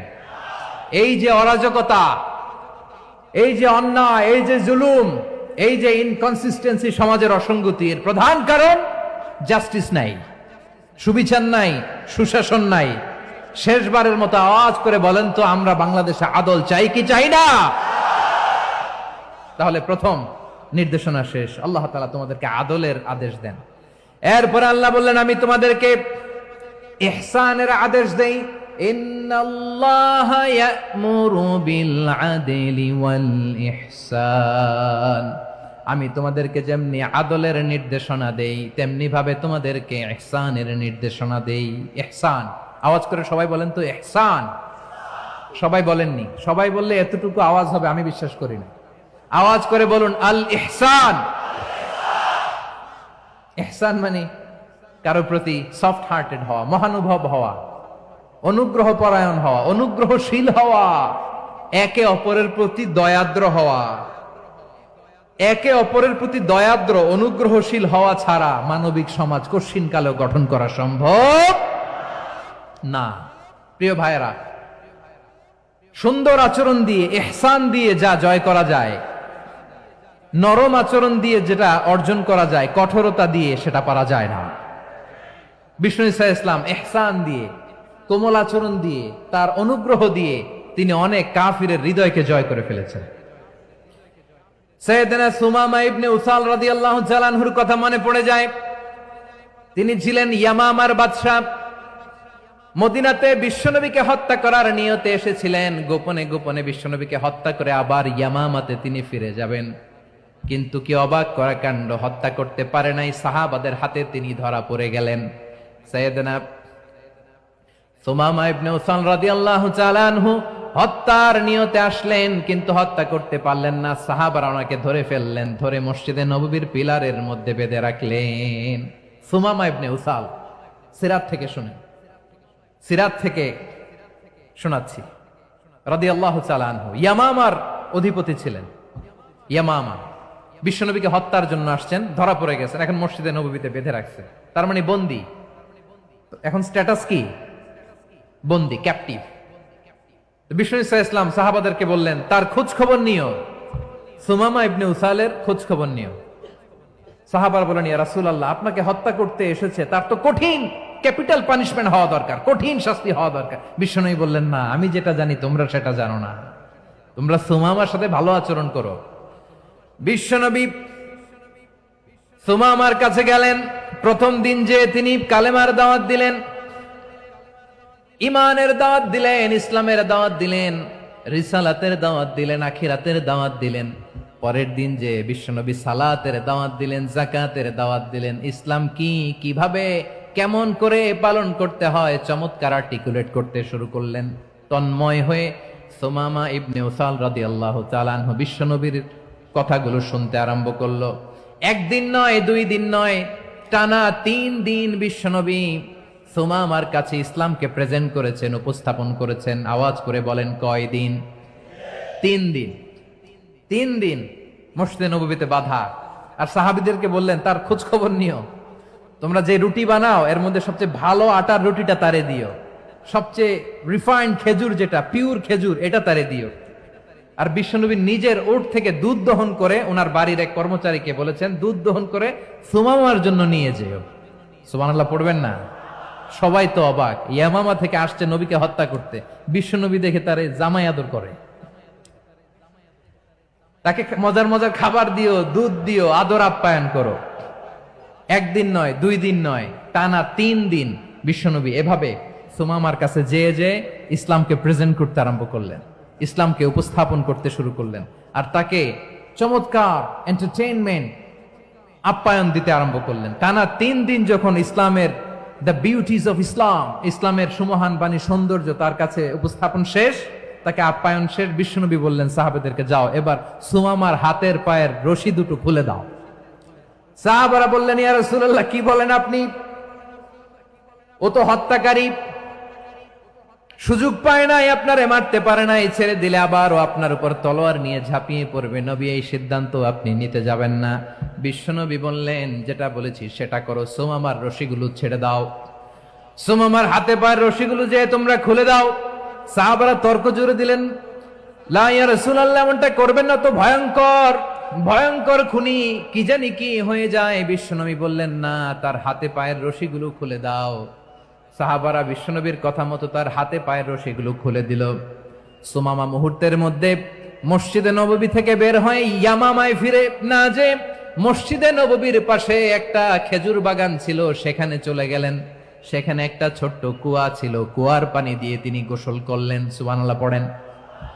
কুয়ার পানি দিয়ে গোসল করে মসজিদে নববীর সামনে এসে বিশ্বনবী এবং সাহাবাদের সামনে দাঁড়িয়ে সাব্বাবা উঁচু করে বললেন, আশহাদু আল্লা ইলাহা ইল্লাল্লাহ ওয়া আশহাদু আন্না মুহাম্মাদান আবদুহু ওয়া রাসূলুহু। আল্লাহু আকবার। আমি সাক্ষ্য দিচ্ছি আল্লাহ ছাড়া কোনো ইলাহ নাই, আর মুহাম্মদ আল্লাহ তাআলার প্রেরিত বান্দা এবং রাসূল। প্রিয় ভাইয়েরা, ইহসান দিয়ে যা জয় করা যায়, কঠোরতা দিয়ে সেটা কঠিনকালেও জয় করা যায় না। আওয়াজ করে বলেন ঠিক কি না? এবার সুমামা দাঁড়িয়ে বলে, ওগো নবী, আমি তো কালিমা পড়ে মুসলমান হয়ে গেলাম, এবার শোনেন, এই মুহূর্তের আগে আপনার চেহারার চাইতে নিকৃষ্ট কোনো চেহারা আমার কাছে ছিল না, কিন্তু শাহাদা পাঠ করার পরে আপনার চেহারার চাইতে উত্তম শ্রেষ্ঠ কোনো চেহারা আমার কাছে আর নাই। ও নবী, আজকের দিনের আগে ইসলাম ধর্মের চেয়ে নিকৃষ্ট অপছন্দনীয় কোনো ধর্ম আমার কাছে ছিল না, কিন্তু এই মুহূর্ত থেকে ইসলামের চেয়ে সেরা শ্রেষ্ঠ পছন্দনীয় কোনো ধর্ম আমার কাছে নাই। নবী গো, আজকের দিনের আগে মদিনার চাইতে অপছন্দনীয় নিকৃষ্ট কোনো শহর আমার কাছে ছিল না, কিন্তু এই মুহূর্তের পর থেকে মদিনার চাইতে কোনো শ্রেষ্ঠ শহর আমার জানা নাই। সে ছিল গমের বড় ডিলার, গম বেচতো। কি বেচতো? তার গম কিনে মক্কার লোকেরা রুটি খাইতো। সে ঘোষণা দিল, আজকে থেকে মক্কাবাসীদের জন্য সব গম আমি হারাম করে দিলাম, মক্কাবাসী এখন না খেয়ে মরে। সুবহানাল্লাহ পড়বেন না? মক্কাবাসী বিশ্বনবীর কাছে আসলেন, এসে বললেন, মুহাম্মদ, আমরা তো তোমার ভাই, তোমার চাচা, তোমার ভাতিজা, তোমার আত্মীয়, তুমি সুমামারে বলো সে যেন আবার গমের সাপ্লাই মক্কার জন্য অনুমতি দিয়ে দেয়। বিশ্বনবীর অনুমতি ক্রমে সুমামা আবার মক্কাতে গম পাঠাতে শুরু করলো। পড়েন সুবহানাল্লাহ। ইহসান, ইহসান দিয়ে আপনি যেটা জয় করতে পারবেন, you can win the heart of your enemies. ইহসান দিয়ে আপনি আপনার শত্রুর হৃদয়কে জয় করতে পারবেন। আওয়াজ করে বলেন ঠিক কি না? এজন্য আল্লাহ বললেন, ওয়া আনফিকু ফি সাবিলিল্লাহি ওয়ালা তুলকু বিআইদিকুম ইলাত তাহলুকা ওয়া আহসিনু ইন্নাল্লাহা ইউহিব্বুল মুহসিনিন। তোমরা আল্লাহর রাস্তায় দান করবে আর নিজেরা নিজেদেরকে ধ্বংসের হাতে ঠেলে দিও না। তোমরা একে অপরের প্রতি ইহসান করবে, কারণ ইহসানকারীদেরকে আল্লাহ বড্ড ভালোবাসেন। সুবহানাল্লাহ পড়েন। আবার সূরা রহমানে আল্লাহ বললেন, হাল জাযাউল ইহসানি ইল্লাল ইহসান ফাবিআইয়ি আলা, সবাই পড়েন, ফাবিআইয়ি আলাই রাব্বিকুমা তুকাযযিবান। ইহসানের প্রতিদান হিসেবে ইহসানি হয়। বিশ্বনবী সুমামার প্রতি যেমন ইহসান করেছেন, সুমামাও ঠিক তেমন ইহসান ফিরিয়ে দিয়েছে। ঠিক কিনা বলেন? তাহলে এক নম্বরে হচ্ছে আদ, ন্যায় বিচার। দুই নম্বরে সবাই বলেন ইহসান, সদাচরণ। ইহসান দুই ধরনের প্রিয় ভাইরা, ইহসান ফিল ইবাদা, ইহসান ফিল মুআমালা। ইহসান ফিল ইবাদা হচ্ছে একাগ্র অনুভবে ইবাদতে ডুব দেওয়া, এর নাম ইবাদতের ইহসান। সুবহানাল্লাহ পড়েন। বিশ্বনবী বলেন ইহসান মানে কি জানো নাকি? হাদিসে জিবরিলে সাইয়েদনা জিবরিল আলাইহিস সালাম বিশ্বনবীকে বললেন, আখবিরনি আনিল ইহসান। নবী আমাদেরকে বলেন ইহসান মানে কি? বিশ্বনবী বললেন, আনতা আবুদাল্লাহা কাআন্নাকা তারাহু ফাইন লাম তাকুন তারাহু ফাইন্নাহু ইয়ারাক। ইহসান মানে হলো এমন ভাবে তুমি আল্লাহর সামনে নিজেকে উজাড় করে ইবাদত করবে, তুমি ভাববে তুমি আল্লাহকে দেখতে পাচ্ছ। আর এটা যদি ভাবা তোমার জন্য কঠিন হয়ে যায়, অন্তত এতটুকু তুমি ভাববা যে আল্লাহ তোমাকে দেখতে পাচ্ছেন। ঠিক কিনা বলেন? ও আমার বীর চট্টলার ভাইয়েরা, কেউ যেটা দেখে না সেটা দেখে কে? এই বিশ্বাস হৃদয়ের মধ্যে আছে? নামাজে যখন দাঁড়ান এই ফিলিংসটা আনা যাবে? হ্যাঁ, এশার সালাত তো এখনো হয় নাই না? আলোচনা শেষে এশার সালাত এখানে অনুষ্ঠিত হবে, তাই না?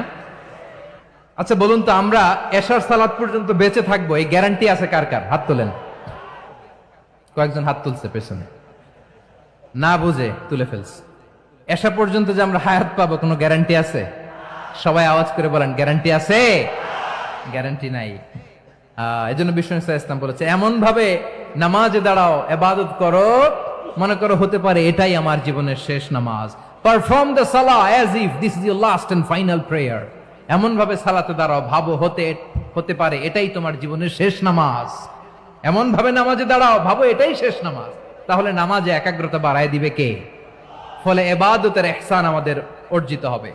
আর মুআমালাতে ইহসান হলো, বিশ্বনবী বলেন, ইন্নাল্লাহা তাবারাকা ওয়া তাআলা কাতাবাল ইহসানা আলা কুল্লি শাই ফাইযা কাতালতুম ফাআহসিনুল কিতলা ওয়া ইযা যাবাহতুম ফাআহসিনুয যাবহা ওয়ালিয়ুহিদ্দা আহাদুকুম শাফরাতাহু ওয়ালিয়ুরিহ যাবিহাতাহু। ইহসান দুই ধরনের। আওয়াজ করে বলতে হবে, কয় ধরনের? সবাই বলুন আওয়াজ করে, কয় ধরনের? একটা হচ্ছে ইহসান ফিল ইবাদা, ইবাদতে ইহসান। ইবাদতে ইহসান কি? একাগ্র অনুভব দিয়ে ইবাদত করা, মন প্রাণ দিয়ে ইবাদত করা। আর মুআমালাতে ইহসান কি? সব কাজে, দৈনন্দিন কাজে, কর্মে, সামাজিক অ্যাক্টিভিটিতে কোমলতা প্রদর্শন করা, অনুগ্রহের সাথে সবকিছু করা। আল্লাহ তাআলা ইন্নাল্লাহা তাবারাকা ওয়া তাআলা কাতাবাল ইহসানা আলা কুল্লি শাই, তিনি সব কিছুর ব্যাপারে ইহসানকে আবশ্যক করেছেন। সবকিছুতে মুমিনের সব কাজে ইহসানের পরশ থাকবে। ওয়া ইযা কাতালতুম ফাহসিনুল কিতলা, বিষ্ণুই বলেন তুমি যখন কাউকে হত্যা করো ইহসানের সাথে করো। সুবহানাল্লাহ পড়বেন না? যখন হত্যা করো তখনও ইহসানের সাথে। আচ্ছা হত্যা করবো আবার ইহসান আসবে করতে করে, তো মেরেই ফেলবো আমি। আল্লাহ, ও ভাই একজন খুন করেছে, খুনি, রাষ্ট্রীয় আইনে তার শাস্তি হয়েছে ডেথ পেনাল্টি, মৃত্যুদণ্ড। এখন মৃত্যুদণ্ড দেখে আপনি যেমনি মন চায় তেমনি মারবেন লোকটারে? ওর নাক কেটে ফেলতে পারবেন? ওর কান কাটতে পারবেন? ওর চোখ উপড়ে ফেলতে পারবেন আপনি? যেমন মন চায় তার অঙ্গহানি করা যাবে না। ইহসানের সাথে তাকে হত্যা করো। সুবহানাল্লাহ, this is Islam, this is the true essence of Islam. ওয়া ইযা যাবাহতুম ফাহসিনুয যাবহা, যখন জবাই করবে তখনও ইহসানের সাথে জবাই করো। করব জবাই, ওইখানেও নাকি ইহসান। আচ্ছা কুরবানির দিন আমরা পশুগুলোরে কি করি বলেন সবাই আওয়াজ করে? জবাই। জবাই মানে তো এটার মেরেই ফেলতেছি, একটু পরে তো টুকরো টুকরো করে গোশতগুলো খাবো, এটা তো খাবো। এটা তো মেরেই ফেলবে। বিষ্ণু বলে না, জবের মধ্যেও মুমিনের জবের ভেতরেও ইহসানের পরশ থাকা চাই। যখন জবাই করবে প্রাণীটাকে হাত পা টাইট করে বেঁধে নাও, ছুরিটাকে শার্পেন করে নাও, ধারালো করে নাও, যাতে অল্প সময়ে জবাইটা হয়ে যায়, প্রাণীটা যাতে কম কষ্ট পায়। সুবহানাল্লাহ পড়ে। দিস ইজ কল্ড ইহসান। ইহসান আল্লাহ তাআলা যেমনি আদলের আদেশ করেছেন, ন্যায় বিচার জাস্টিস এনশিওর করতে বলেছেন, সমাজে ইহসানের ব্যবহার, ইহসানের অনুশীলন তিনি করতে বলেছেন। এজন্য মুমিনের প্রতিটি কাজে, আমার চট্টগ্রামের ভাইয়েরা আমার দিকে তাকান, খেয়াল করে শুনুন, মুমিন জীবনের প্রতিটি কাজে ইহসানের পরশ থাকা চাই। আমরা যেন আমাদের পরিবারের প্রতি ইহসান করি, আমরা যেন আমাদের কর্মচারীদের প্রতি ইহসান করি, আমরা যেন আমাদের কলিগদের প্রতি ইহসান করি, আমরা যেন আমাদের ভাইদের প্রতি ইহসান করি। মুমিন জীবনের প্রতি কাজে ইহসানের পরশ থাকার দরকার আছে না নাই? কথা বুঝতে পেরেছেন? তাহলে আল্লাহ তাআলার 3টা আদেশ ছিল, কয়টা গেল? ভুলে গেছে, ভুলে গেছে চট্টগ্রাম। 3টা আদেশের মধ্যে কয়টা বললাম? প্রথমে কি ছিল? আদল। 2 নম্বরে, 3 নম্বরে রব্বুল আলামিন বললেন ওয়া ইতাইদিল কুরবা, নিকটাত্মীয়দেরকে দান করো। নিকট আত্মীয়দেরকে দাও, যারা তোমাদের ব্লাড কানেকশনের আত্মীয় তাদেরকে তোমরা দাও। এখানে জেনারেলি বললেন দাও, কি দিব সেটা তিনি এখানে বলেন নাই, সেটা তিনি সূরাতুল ইসরার মধ্যে বলেছেন। আল্লাহ বলেন ওয়া আতিযাল কুরবা হাক্কাহ, নিকট আত্মীয়দেরকে তাদের অধিকার, তাদের প্রাপ্য তোমরা বুঝিয়ে দাও। দেখেন, একটা শান্তির সমাজ, একটা সমৃদ্ধ সমাজ, একটা মানবিক সমাজ গঠনের জন্য আল্লাহ তাআলা বেশি না, মাত্র 3টা অর্ডার, 3টা ভার্ডিক্ট তিনি জারি করেছেন। 1 নাম্বার সুশাসন, ন্যায় বিচার। 2 নাম্বার ইহসান। 3 নাম্বার নিকটাত্মীয়, যারা কাছের, তোমার ভেরি ক্লোজ রিলেশনশিপে আছে, তাদেরকে দাও। দাও, দিলে বাড়িয়ে দেয় কে? অনেকে দিতে চায় না, কৃপণতা করে। দিলে বাড়ায় দেয় কে? ও মিয়া, মদিনার মধ্যে সবচাইতে গরিব সাহাবী ছিল বেলাল রাদিয়াল্লাহু তাআলা আনহু। ওনার এন্টায়ার অ্যাসেট, সম্পদের পরিমাণ কতদূর জানেন? একটা লুঙ্গি। বেলাল রাদিয়াল্লাহু তাআলা আনহু, ওনার টোটাল ওয়েলথের এস্টিমেশন হচ্ছে মাত্র একটা লুঙ্গি। একটা লুঙ্গি, টোটাল ওয়েলথ এস্টিমেশন, টোটাল সম্পদের পরিমাণ বেলাল রাদিয়াল্লাহু তাআলা আনহুর কি ছিল? কথা বোঝে নাই বোধহয়। কি ছিল? ওই বেলাল রাদিয়াল্লাহু তাআলা আনহুকে বিষ্ণু ইসলাম বলেছেন, আনফিক ইয়া বেলাল, ও বেলাল তুমিও দাও। ওয়ালা তাখশা মিন যিল আরশি ইখলালা, আরশের অধিপতির তো কোনো ঘাটতি নাই, তুমি দিলে ওই আল্লাহ তোমারে বাড়ায় দিবে। এজন্য আমার প্রিয় ভাইয়েরা, দিলে কমে না, দিলে বাড়ে। অনেকে ধরে রাখে, নতুন কিছু নিতে পারে না, হাত দিয়ে যেটা ধরে রেখেছেন এটা দিয়ে দেন, বড় একটা ধরার সুযোগ পাবেন। জোরে বলেন ঠিক কিনা? ধরেন 5 কেজি ওজনের একটা ধরে রাখছেন, এখন 10, এটা না ছাড়লে 10 কেজি ধরতে পারবেন আপনি? আচ্ছা, 10 কেজির জিনিস একটা আছে হাতে, ওইটা যদি ছেড়ে দেন তাহলেই না 15 কেজি ধরতে পারবেন। কথা বলেন ঠিক কিনা? তাহলে দিলে বাড়িয়ে দেয় কে? রব্বুল আলামিন বললেন 3 নাম্বার আদেশ হলো তোমাদের প্রতি সমাজটারে কেমন করে মানবিক সমাজ, সুন্দর সমাজ গড়বা। 3 নাম্বার আদেশ হলো ওয়া আতিদাল কুরবা হাক্কা, নিকটাত্মীয়দেরকে তাদের প্রাপ্য বুঝিয়ে দাও। এই নিকটাত্মীয়দেরকে তাদের অধিকার বুঝিয়ে দেওয়া, প্রাপ্য বুঝিয়ে দেওয়াতে আমাদের গাফলতি আছে না নাই? চট্টগ্রামে নাই? মাশাআল্লাহ আছে, আছে। অনেকে দেখবেন অনেক আল্লাহওয়ালা, তাহাজ্জুদ গুজার, সেজদা দিতে দিতে কপালে কালো দাগ ফেলে দিছে, সে তার বোনের হকটা আদায় করে নাই। আছে না নাই? হ্যাঁ, এখানেও আছে। সর্বনাশ। অনেক বড় হাজী সাহেব, বিশাল লম্বা দাড়ি, ছেলেরে সব দিয়ে দিছে, মেয়েরে কিছু দেয় নাই, মেয়ের হক আদায় করে নাই। আছে না নাই? এই হাজী সাহেবেরা, এই আল্লাহওয়ালারা কিয়ামতের ময়দানে আটকে যাবে। আপনি অন্যের অধিকার নষ্ট করেছেন, তাদের রাইটস কে ভায়োলেট করেছেন। এজন্য আল্লাহ তাআলা বলেন, কারো অধিকার যদি কেউ নষ্ট করে, ওই সমাজটা মানবিক সমাজ কঠিনকালেও হতে পারে না। এজন্য 3 নম্বর আল্লাহ বললেন ওয়া ইতাইদিল কুরবা, নিকটাত্মীয়দেরকে দাও। কি দিবা? তাদের অধিকার দিয়ে দাও, বোনের অধিকার বুঝিয়ে দাও, মেয়ের অধিকারে বুঝিয়ে দাও, ফুফুর অধিকারে বুঝিয়ে দাও। দেখবেন অনেক মায়েরা ছেলের পাতে মুরগির রান দেয়, মেয়ের পাতে দেয় মুরগির ঠ্যাং। এরকম আছে না নাই? ছেলেরা কি দেয় মুরগির, মেয়ের পাতে কি দেয়? তো মেয়ের কি মুরগির রান খেতে মনে চায় না? মনে চায় না? এমনটা করা যাবে না। নিকটাত্মীয়দেরকে অধিকার দিয়ে দাও, নিকটাত্মীয়ের সাথে সুসম্পর্ক রাখো। আদেশটা কার? এজন্য প্রিয় ভাইয়েরা, জীবনে যদি বারাকা অর্জন করতে চান, নিকটাত্মীয়দের সাথে সুসম্পর্ক রাখতে হবে, তাদের জন্য উপহার পাঠাতে হবে। বিশ্বনবী বলেন, লা ইয়াদখুলুল জান্নাতা কাতে, যে ব্যক্তি আত্মীয়তার সম্পর্ককে ছিন্ন করে দেয়, সে কশিন কালেও আল্লাহর জান্নাতে ঢুকবে না। আপনি কি এটারে সহজ হাদিস মনে করছেন? এটা সহজ কথা?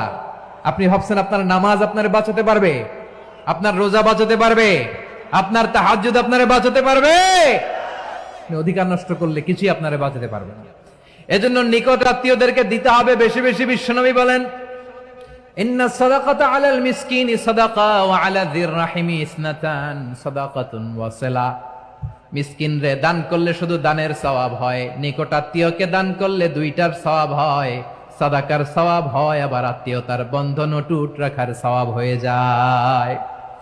আবার বিশ্বনবী বললেন, মান সাররাহু আইয়ুবসাতা লাহু ফি রিজকিহি ওয়া ইউনসা লাহু ফি আসারিহি ফালইয়াসিল রাহিমা। যে ব্যক্তি তার রিজিকের প্রশস্ততা চায় আর হায়াতে বরকত চায়, সে যেন তার আত্মীয়ের সাথে সুসম্পর্ক রাখে। আমার প্রিয় চট্টলার ভাইয়েরা, আমাদের রিজিক বাড়ুক, এটা আমরা চাই কি চাই না? সবাই চান? হ্যাঁ, আমাদের রিজিকে প্রশস্ততা আসুক, চাই কি চাই না? আমাদের হায়াতে বরকত আসুক, আমরা চাই কি চাই না? এই দুইটা যদি চান, তাহলে নিকটাত্মীয়দের সাথে সুসম্পর্ক রাখবেন। পারবেন? তাহলে সমাজটারে মানবিক সমাজ বানায় দিবে কে? তিনটা আদেশ চলে গেল। কয়টা?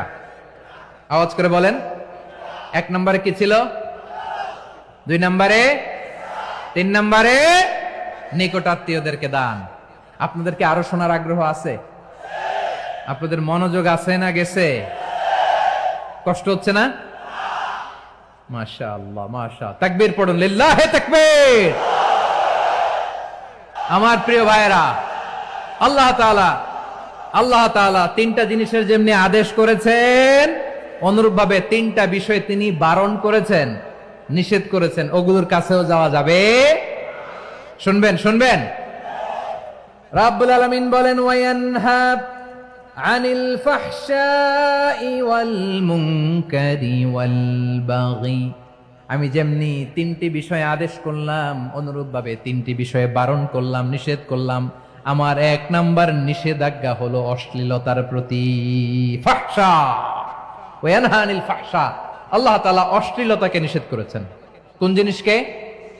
সবাই বলুন, কোন জিনিসকে?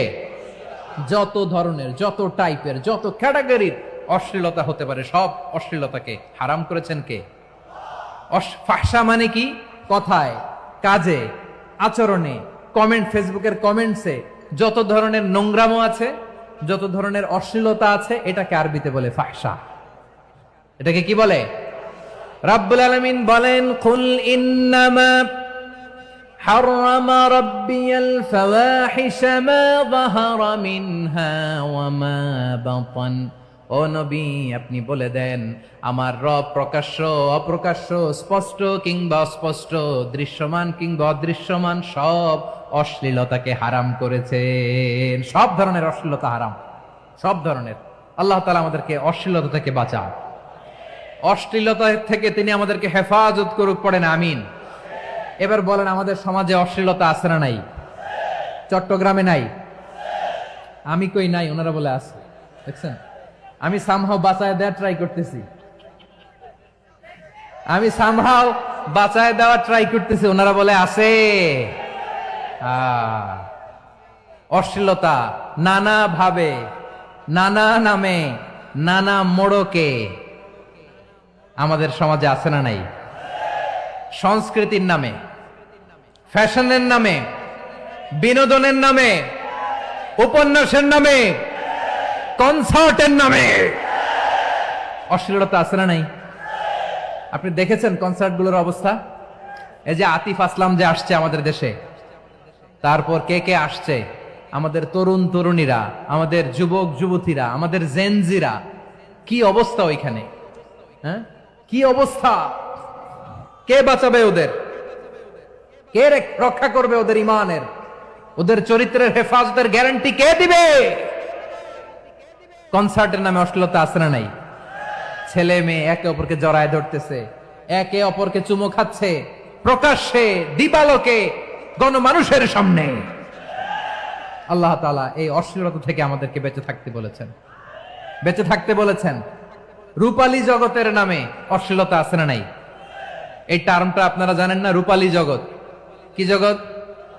আসলে কি রূপালী জগৎ না অন্ধকার জগৎ? আমার বোনেরা, আপনাদেরকে যে কি বলে তারা বুঝায়, রূপালী জগৎ শুনেই আপনি ভরকে যাবেন না। রূপালী জগতে যে নারী যত বেশি উলঙ্গ সে নাকি তত বেশি সাহসী। জানেন, বলে এটা একটা সাহসী নারী, খুব সাহসী পদক্ষেপ তার। যত বেশি শরীর থেকে কাপড় নামাতে পারবে, যত বেশি বস্ত্রহীন হয়ে নিজেকে প্রেজেন্ট করতে পারবে, সে নাকি তত বেশি সাহসী। আমার চট্টলার ভাইয়েরা, শয়তানের প্রথমে এজেন্ডা ছিল বনি আদমকে বস্ত্রহীন করা। সে আদম এবং হাওয়া আলাইহিস সালামকে নিষিদ্ধ গাছের ফল খাইয়ে তাদেরকে বস্ত্রহীন করেছে। এই জামিনেও সে আমাদেরকে বস্ত্রহীন করতে চাইবে। এই রূপালী জগতের নামে তারা এটা করে। আমার প্রিয় বোনেরা, আপনি জানেন না আপনার দাম কত। ওরা আপনাদেরকে বিজ্ঞাপনের সস্তা পণ্য বানাতে চায়। ওরা আপনাদেরকে ওদের ভোগের লিপসার টুলস বানাতে চায়। ওরা আপনাদেরকে দিয়ে ওদের খায়েশ পূরণ করতে চায়। এটা আপনাদের জন্য মোটেও ডিগনিটি নয়, এটা আপনাদের জন্য সম্মান নয়। আপনার সম্মান শালীনতায়, আপনার সম্মান হেজাবে, আপনার সম্মান ভদ্রতায়, আপনার সম্মান আপনার ডিসেন্ট পোশাকে। পোশাক বলে দেয় এই নারীটা ভদ্র না অভদ্র। পোশাক বলে দেয় এই মেয়েটা কোন ঘরের মেয়ে। আওয়াজ করে বলেন ঠিক কিনা?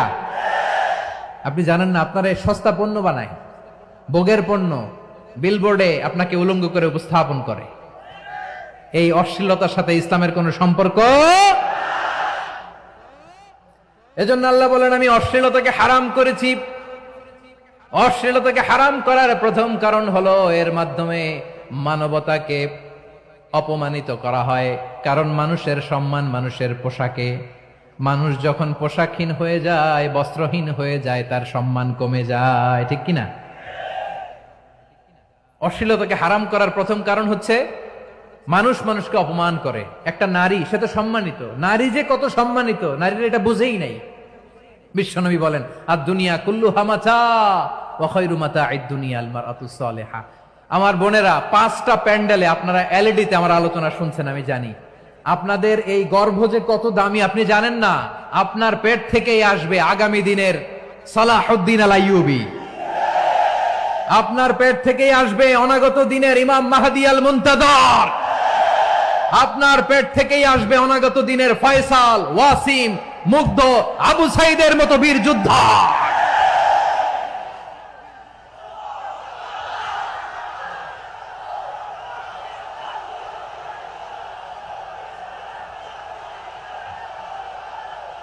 আমার প্রিয় বোনেরা, আমার প্রিয় বোনেরা, বিশ্বনবীর কথার ওজন খেয়াল করেন। আর দুনিয়া কুল্লুহা মাতা ওয়া খায়রু মাতা'আদ দুনিয়া আল মারআতুস সালিহা। দুনিয়ার সবকিছুই অ্যাসেট, এর মধ্যে সবচেয়ে দামি অ্যাসেট নেককার নারী। আপনার গর্ভ যে কত দামি আপনি জানেন না। নিজের সময়টাকে কাজে লাগান, কোরআন পড়েন, সুন্নাহ পড়েন। আপনার অনেক দায়িত্ব ঘরে। You are the MD of your family. একটা family it's a very big institution. পরিবার একটা অনেক বড় প্রতিষ্ঠান। And you are the MD of your institution. আপনি এই পরিবারের MD, managing director of your family. এখানে আপনার কত দায়িত্ব। আপনি ছেলে মেয়েদেরকে তারবিয়া করবেন। আপনি আপনার স্বামীর জন্য ঘরটারে জান্নাতের নীর বানাবেন। আপনার জন্য জান্নাতের ডুপ্লেক্স বাড়ি ওইখানে তৈরি করে রাখবে কে? আপনি যে কত দামি আপনি জানেন না। নারীদেরকে আল্লাহ বানিয়েছেন উচ্চতর করে, নিম্নতর নয়। নারীদেরকে ছোট্ট জিনিস দিলে এটার বড় করে দেয়। নারীদেরকে ভ্রূণ দিলে শুক্রাণু দিলে নারী এটারে বাচ্চা বাচ্চা হিসেবে উপহার দেয়, ঠিক কিনা? বিয়ের মাধ্যমে স্বামী যখন তার শুক্রাণু তার স্ত্রীকে উপহার দেয়, স্ত্রী রিটার্নে কি উপহার দেয়? ফুল ফর্ম বেবি, মানব সন্তান। দেখছেন, আপনি দিলেন একটুক, উনি দিছে বিশাল। আপনি যদি নারীকে বাজার এনে দেন, নারী এটাকে সুস্বাদু খাবারে রূপান্তর করে দেয়। আপনি তাকে একটা মুচকি হাসি দিয়ে দেন, সে তার কলিজা দিয়ে দেয়। কিন্তু যদি আপনি তার মনে কষ্ট দেন, সে আপনার জীবনকে জাহান্নাম বানায়া দেয়। খবর আছে, নারীর মন বুঝতে পারলে নেয়ামত, বুঝতে না পারলে কিয়ামত, ঠিক কিনা বলেন? আমার প্রিয় বোনেরা, আপনি যে কত দামি আপনি জানেন না, জানেন না আপনি কত দামি, অনেক দামি আপনি।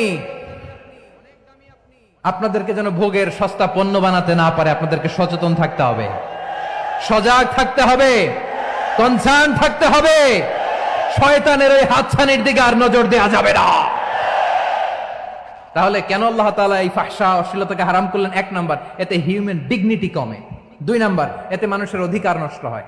আপনি বিয়ে করেছেন, এরে পরকিয়া করেন, ওর সাথে এরকম আছে না নাই? স্ত্রীর অধিকার নষ্ট করেছেন। আপনি বিবাহ সম্পর্কে আবদ্ধ হয়েছেন তার সাথে, আপনি পরকিয়া করেন ওই ছেলের সাথে, আপনি আপনার হাজবেন্ডের সাথে বিট্রে করেছেন। এজন্য আল্লাহ অশ্লীলতাকে হারাম করেছে।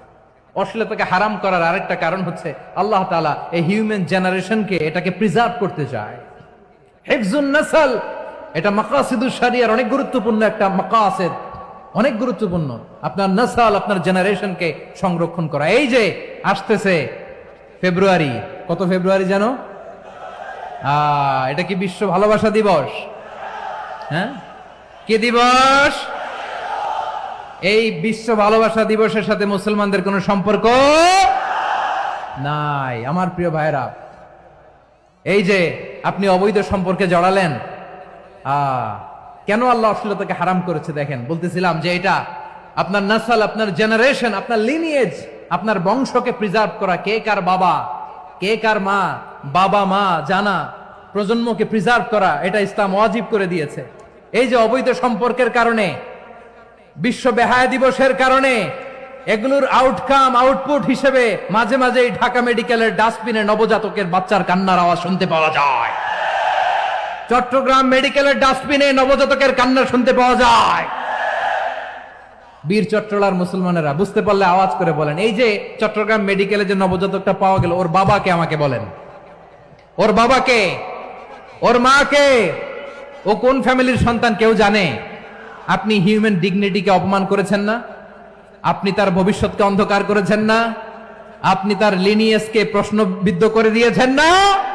এই জন্য আল্লাহ তাআলা অশ্লীলতাকে আমাদের জন্য হারাম করে দিয়েছেন। পড়েন সুবহানাল্লাহ। এই জন্য রাব্বুল আলামিন বলেন, কুল ইন্নামা হারামা রাব্বিয়াল ফাওয়াহিশা মা যাহারা মিনহা ওয়া মা বাতান। প্রকাশ্য অপ্রকাশ্য সব অশ্লীলতাকে হারাম ঘোষণা করে দিয়েছে কে? আবার দুনিয়ার বুকে যারা অশ্লীলতার প্রসার করে তাদের জন্য শাস্তি মজুদ রেখেছে কে? রব্বুল আলামিন বলেন, ইন্নাল্লাযীনা ইউহিব্বুনা আন তাশিআল ফাহিশাতু ফিল্লাযীনা আমানু লাহুম আযাবুন আলীমুন ফিদ দুনিয়া ওয়াল আখিরাতি ওয়াল্লাহু ইয়ালামু ওয়া আনতুম লা তা'লামুন। নিশ্চয়ই যারা বিশ্বাসীদের মাঝে অশ্লীলতার প্রচার প্রসার করতে চায় তাদের জন্য আমি মর্মন্তুদ শাস্তি প্রস্তুত করে রেখেছি, দুনিয়াতেও রেখেছি, আখিরাতেও রেখেছি। ঘোষণাটা কার? যারা এই নাটকের নামে, সিনেমার নামে, রূপালী জগতের নামে, মুভির নামে, ওটিটি প্ল্যাটফর্মের নামে আমার সমাজে অশ্লীলতা ছড়াতে চায়, তাদের জন্য কঠিন মর্মন্তুদ শাস্তি মজুদ রেখে দিয়েছে কে? ও আমার বোনেরা, এখনো আপনি জাগবেন না? এখনো আপনার চিন্তার দুয়ারে এখনো নাড়া পড়ে নাই? ওরা আপনাকে উলঙ্গ বানাতে চায়, ওরা আপনাকে আইটেম গার্ল বানাতে চায়। এজন্য ইসলাম অশ্লীলতাকে হারাম করেছে। হারাম। ইসলাম বলেছে যোজন যোজন দূরে থাকো, ওরা বলে না কাছে আসো, কাছে আসার গল্প, ক্লোজ আপ ওয়ান, কাছে আসার গল্প আছে না নাই? চট্টগ্রামে তো এগুলো নাই মাশাআল্লাহ। হ্যাঁ, এখানেও আছে ক্লোজ আপ ওয়ান, কাছে আসার গল্প। আল্লাহ বলেন ওয়ালা তাকরাবুজ জিনা, কাছেও এসো না, জিনা থেকে যোজন যোজন কিলো দূরে থাকো। ওরা বলে কাছে আসার গল্প। আমার বীর চট্টলার ভাইয়েরা, কাছে আসতে হলে আমরা কোরআনের কাছে আসব, কাছে আসতে হলে নবীর কাছে আসব, কাছে আসার গল্প হবে আমার রবের কাছে আসার গল্প। চিল্লায় বলো ঠিক কিনা?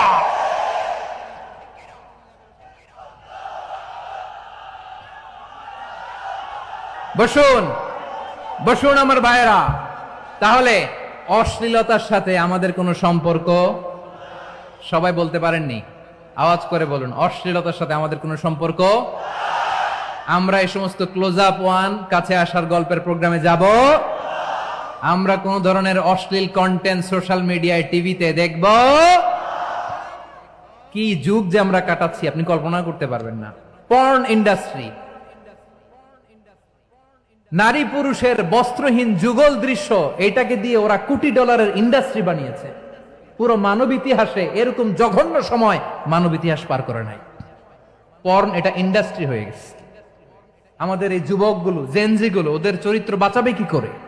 কেমন করে হেফাজত করবে ওদের এই মূল্যবান চরিত্র? রাব্বুল আলামিন বলেন ওয়ায়ানহা আনিল ফাহশাই ওয়াল মুনকারি ওয়াল বাগি, তিনটা জিনিসকে আমি নিষিদ্ধ করলাম। এক নাম্বার হলো ফাহশা, অশ্লীলতা। দুই নম্বরে হলো মুনকারের সমস্ত মন্দ কাজ।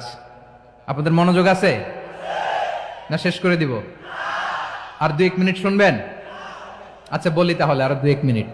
তাহলে নিষেধাজ্ঞা জারি করেছেন তিনটা জিনিসের উপর। এক নাম্বার কি? ফাহশা, অশ্লীলতা। দুই নাম্বার মুনকার। মুনকার মানে হচ্ছে যত মন্দ কাজ, খারাপ কাজ, বাজে কাজ, এটার বলে মুনকার। এটার কি বলে? আপনারা পড়ছেন না, তা'মুরুনা বিল মা'রুফি ওয়া তানহাউনা আনিল মুনকার। ভালো কাজের আদেশ, সৎ কাজের আদেশ, অসৎ কাজের নিষেধ। মুনকার, মুনকার হচ্ছে মানুষের স্বাভাবিক বিবেক বোধ যেটাকে খারাপ বলে, ওইটাই মুনকার। পৃথিবীর সব আসমানি গ্রন্থ যেটাকে খারাপ বলেছে, মানুষের স্বাভাবিক বিবেক বোধ যেটাকে খারাপ বলেছে, এগুলো সব মুনকার। যেমন ইফটিজিং, এটা কি ভালো না খারাপ?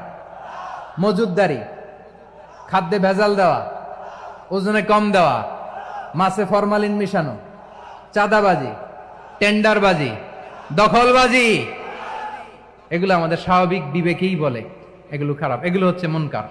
আল্লাহ তাআলা এই মুনকার থেকে আমাদেরকে বেঁচে থাকতে বলেন, আর শয়তান এই মুনকারের প্রতি আমাদেরকে উদ্বুদ্ধ করে।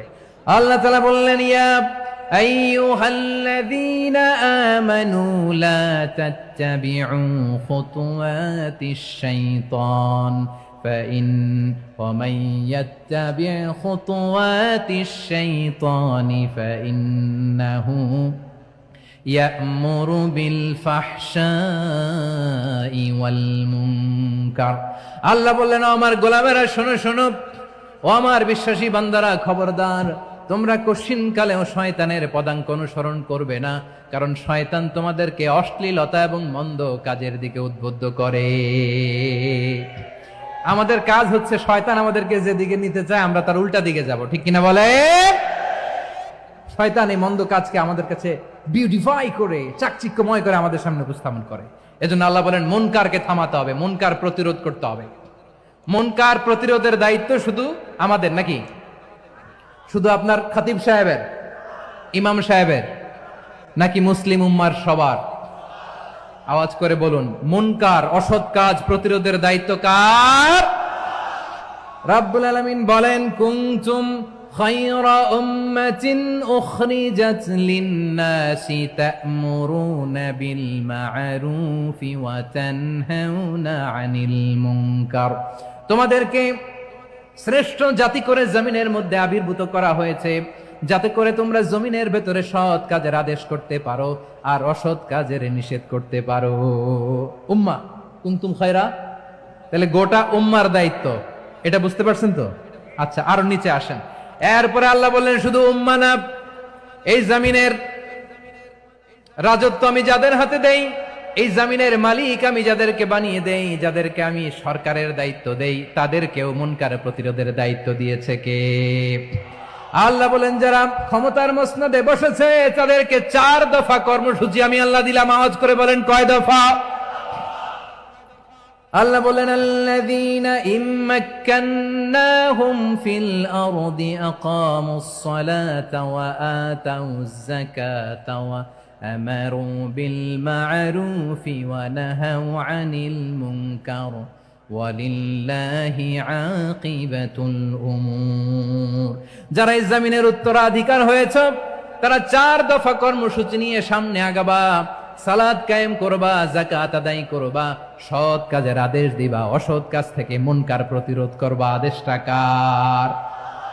আমার প্রিয় চট্টলার ভাইরা, পুরো উম্মার দায়িত্ব মুনকার প্রতিরোধ করা, সরকার প্রধানের দায়িত্ব মুনকার প্রতিরোধ করা। এরপর আল্লাহ বলেন প্রতিটা ফ্যামিলির যিনি প্রধান সিইও বাবা, প্রত্যেক বাবারও দায়িত্ব এই মুনকার প্রতিরোধ করা। আওয়াজ করে বলেন ঠিক কিনা? যেমনটি সাইয়েদনা লুকমান আলাইহিস সালাম ওনার কলিজার টুকরা সন্তানকে আদেশ করেছেন, ইয়া বুনাইয়া আকিমিস সালাতা ওয়া'মুর বিল মা'রুফি ওয়ানহা আনিল মুনকার। পড়েন সুবহানাল্লাহ। বাবা ছেলেকে সবক দিচ্ছে। কে সবক দিচ্ছে?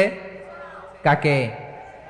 লুকমান আলাইহিস সালাম ছেলেকে বলতেছে, ওরে আমার কলিজার টুকরা সন্তান, ওরে আমার বাছা, নামাজ কায়েম করবা, সৎ কাজের আদেশ দিবা, আর মুনকার প্রতিরোধ করবা, অসৎ কাজ সমাজ থেকে খারাপ কাজকে ঝেঁটে বিদায় করে দিবা। তাহলে দেখেন আমি স্টেপ বাই স্টেপ নামলাম। পুরা উম্মার দায়িত্ব, জমিনের উত্তরাধিকারী আল্লাহ যাদেরকে বানিয়েছেন সরকার, তাদের দায়িত্ব, প্রতিটি ফ্যামিলির প্রধানের দায়িত্ব। এরপরে বিশ্বনবী বলেন সচেতন প্রতিটি মুসলিমের দায়িত্ব সমাজ থেকে মুনকারকে উৎখাত করা। বিশ্বনবী বলেছেন মান রাআ মিনকুম মুনকারান ফালিয়ুগাইয়িরহু বিয়াদিহি فإن لم يستطع فبلسانه وإن لم يستطع فبقلبه وذلك أضعف الإيمان। সমাজে যে মুনকার দেখবে, খারাপ কাজ দেখবে, সেজন্য হাত দিয়ে সেটাকে থামায়। কি দিয়ে? আপনাদের তো হাত নাই না? হাত আছে, হাত আছে। ওরা যেই হাত দিয়ে অন্যায় করে ওইটা প্রতিরোধের জন্য আমাদেরও হাত আছে না নাই? থামাতে হবে, থামাতে হবে।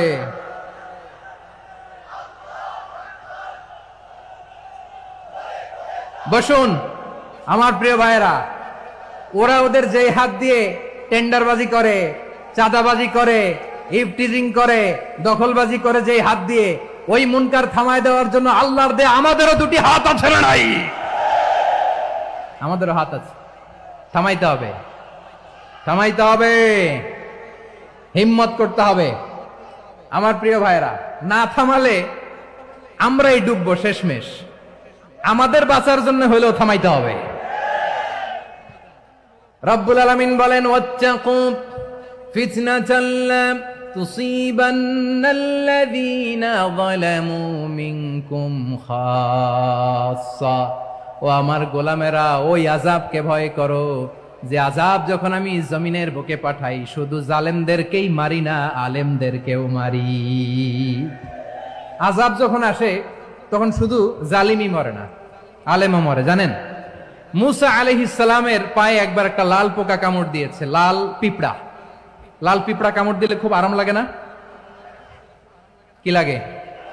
হ্যাঁ, জলে না? লাল একটা পিঁপড়া কামড় দিছে, তো উনি রেগে মেগে পাশি দেখে লাল পিঁপড়ার বাসা, পা দিয়ে ডলে মুছে সবগুলো পিঁপড়া মেরে ফেলছে। এই ঘটনাটা আল্লাহ ঘটিয়েছেন এজন্য মুসা আলাইহিস সালাম ছিলেন কালিমুল্লাহ, সরাসরি আল্লাহর সাথে কথা বলতেন। তিনি আল্লাহকে জিজ্ঞেস করেছিলেন, আল্লাহ তুমি যখন কোন জনপদে আযাব পাঠাও, শাস্তি দাও, ওখানকার শুধু জালেমরাই তো মরে না, ভালো মানুষগুলাও মরে, তো আযাব দিবা মুশরিকদের উপর দিবা, অবাধ্যদের উপর দিবা, ভালো মানুষগুলারে মারো কেন? আল্লাহ বললেন, মুসা তোমার যে কামড় দিছিল পায়ের মধ্যে পিঁপড়া, কয়টা পিঁপড়া? জোরে বলেন। একটা পিঁপড়া, সবগুলারে মারলা কেন? রেগে মেগে পুরো পিঁপড়ার বাসা ভেঙে মেসাকার করলা কেন? এই মুসা, আমি যখন অ্যাকশনে যাই, আমি যখন শাস্তি দেই, তখন এত বাস বিচার করা হয় না, বাস বিচার করা যায় না। যখন অ্যাকশনে যাওয়া হয় ওইটা ডাইরেক্ট অ্যাকশন হয়ে যায়। চিল্লায় বলো ঠিক কি না? এজন্য আমাদের বাঁচার জন্য হলেও এই পাপ থামাতে হবে, এই শয়তানের অট্টহাসি থামাতে হবে, অন্যায় অপরাধ সমাজ থেকে আমাদের থামাতে হবে। কারণ আযাব আসলে ওরাও মরবে, আমরাও মরব। একটা জাহাজ 2 তলা, আপনি আছেন 2য় তলায়। শুনতেছেন? শুনতেছেন? জাহাজ কয় তলা? আপনি কোন তলায়? 2য় তলায়। নিচের তলার কিছু লোক জাহাজের তলা ছিদ্র করতে আরম্ভ করছে। কি ছিদ্র করতেছে? আচ্ছা, জাহাজের তলা ছিদ্র করলে তলা দিয়ে কি ঢুকে? এখন আপনি যদি বলেন আমার কি, আমি তো 2 তলায়, আমার কি, আমি তো সেফ, আমি ইন দ্য সেফ জোন, আমি তো ভালো আছি, আমি তো ভালো আছি, ওরা ছিদ্র করে ওরা মরবে। আসলে কি শুধু ওরা মরবে, নাকি তলা ফুটো হলে ভিতরে পানি ঢুকলে আপনারও শরীর সমাধি হবে?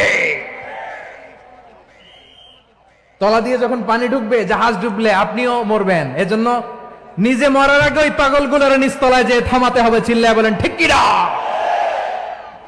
এজন্য আল্লাহ বললেন মুনকার প্রতিরোধের দায়িত্ব সমাজের টপ টু বটম সবার। পুরো আম্মার দায়িত্ব, সরকার প্রধানের দায়িত্ব, প্রতিটি ফ্যামিলির প্রধান বাবার দায়িত্ব, বিশ্বনবী বললেন প্রতিটি সচেতন মুসলিমের দায়িত্ব। এজন্য মুনকার প্রতিরোধ করার দরকার আছে না নাই? সমাজে এই যে ইফটিজিং হয়, আপনার বোনের বয়সী একটা মেয়েকে কিছু বকাটে টিটকারি করে, এই বলে সেই বলে, নোংরা কথা বলে, রাস্তায় দেখেও আপনি পাশ দিয়ে না দেখার মতো চলে যান কেন? আপনি দাঁড়ান না কেন? আপনি দাঁড়ালেই তো থেমে যাবে, কারণ সত্যের যে শক্তি তার সামনে মিথ্যা মুখ থুবড়ে পড়ে। আপনার সামনে ও কিছুই না, নাথিং। আপনি দাঁড়ান, ওকে প্রশ্ন করেন যে আমার বোনকে তুমি ডিস্টার্ব করো কেন? আপনাকে দেখে আরো 5 জন দাঁড়াবে, 5 জনকে দেখে আরো 10 জন দাঁড়াবে। আমাদের নীরবতা আর আমাদের নিশ্চুপ থাকাই জালিমদেরকে আরো শক্তিশালী জালিম বানিয়েছে। এজন্য মুনকার প্রতিরোধের দায়িত্ব আমাদের সবার। টেন্ডারবাজি, চাঁদাবাজি, দুর্নীতি, অপরাধ, দখলদারিত্ব, মজুদদারি, এগুলো সবকিছু একসাথে প্রতিরোধ করতে হবে। ঠিক কিনা বলেন? একটা মানবিক সমাজ যদি চাই, প্রতিরোধ করতে হবে। প্রিয় ভাইয়েরা, আল্লাহর শপথ নিয়ে বলি, এই নাসিহাত গুলো সবার জন্য, সব দলের জন্য, সব মতের মানুষের জন্য। আমরা কোনো দলের প্রতি মানুষকে ডাকি না, আমরা ডাকি ইসলামের দিকে। সব দলের, সব মতের, সব মানুষদেরকে আমরা আহ্বান জানাই, আসুন আমরা একটা সুন্দর সমাজ বিনির্মাণ করি। এই যে নতুন বাংলাদেশের এক সুযোগ এসেছে, আর জীবনে হয়তো আসবে না, সামনের 100 বছরে এই সময় আসবে না। আসুন দেশটাকে আমরা সাজাই, আসুন আমরা দুর্নীতি বন্ধ করি, আসুন আমরা চাঁদাবাজি বন্ধ করি, আসুন আমরা দখলদারিত্ব বন্ধ করি, আসুন আমরা এক দল আরেক দলকে নিশ্চিহ্ন করার যে রাজনীতি, এটা বন্ধ করি। সব দলের প্রতি আমার আহ্বান। আমি কিছুদিন আগে একটা নিউজ দেখলাম, ওই যে লন্ডনে বসে জনাব তারেক রহমান সাহেবকে আমি ধন্যবাদ দিতে চাই। উনি সংবাদ শোনা মাত্রই ওনার দলের অনেক চাঁদাবাজকে উনি বহিষ্কার করেছে। I do appreciate. প্রতিটি দলের এরকম ইনিশিয়েটিভ নেওয়ার দরকার আছে না নাই? যে কোনো দলে এই প্র্যাকটিসটা থাকার দরকার আছে না নাই? চাঁদাবাজদের সাথে আপনারা নিজেদেরকে মুক্ত ঘোষণা করবেন যে এরা আমার দলের কর্মী হতে পারে না। আমরা চাঁদাবাজ মুক্ত বাংলাদেশ চাই, জুলুম মুক্ত বাংলাদেশ চাই, ফ্যাসিজম মুক্ত বাংলাদেশ চাই, গুণ খুন খারাপি মুক্ত বাংলাদেশ চাই। আমরা নতুন ভোরের বাংলাদেশ চাই। ওই বাংলাদেশ পাওয়ার জন্য মুনকার প্রতিরোধে, অন্যায় প্রতিরোধে যদি বাঘের বাচ্চার মতো, আবু সাইদের মতো 2 হাত উঁচু করে, বুককে টান টান করে প্রসারিত করে দাঁড়াতে হয়, রাজি আছো মুসলমান? কারা কারা রাজি? আল্লাহকে হাত দেখিয়ে প্রতিজ্ঞা করো।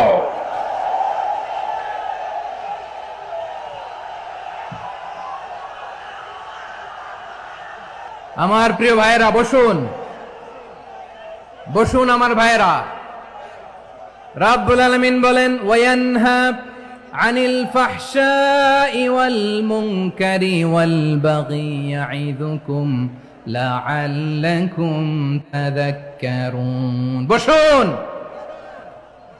আল্লাহ বললেন, আমি অশ্লীলতাকে নিষেধ করি, আমি সব ধরনের মন্দ কাজকে নিষিদ্ধ করি, সব শেষে আমি সীমা লঙ্ঘনকে তোমাদের জন্য নিষিদ্ধ করি। আলোচনা মনে আছে তো, না ভুলে গেছেন? নিষিদ্ধ করেছেন কয়টা জিনিস? 1 নম্বরে অশ্লীলতা, 2 নম্বরে মুনকার তথা সব মন্দ কাজ, 3 নম্বরে আল বাগি, সীমা লঙ্ঘন, ক্রসিং দ্য লিমিট। সীমা লঙ্ঘন করা ভালো না। We all should know our limits. চিল্লায় বলেন ঠিক কিনা? একই আয়াতে আল্লাহ বললেন, কুল ইন্নামা حرم ربي الفواحش ما ظهر منها وما بطن والإثم والبغي بغير الحق। অন্যায় ভাবে যে অবাধ্য হয়, যে সীমালঙ্ঘন করে, তাদেরকেও আমি এটা হারাম করে দিলাম। সীমালঙ্ঘন করা হারাম, সীমালঙ্ঘন করা হারাম।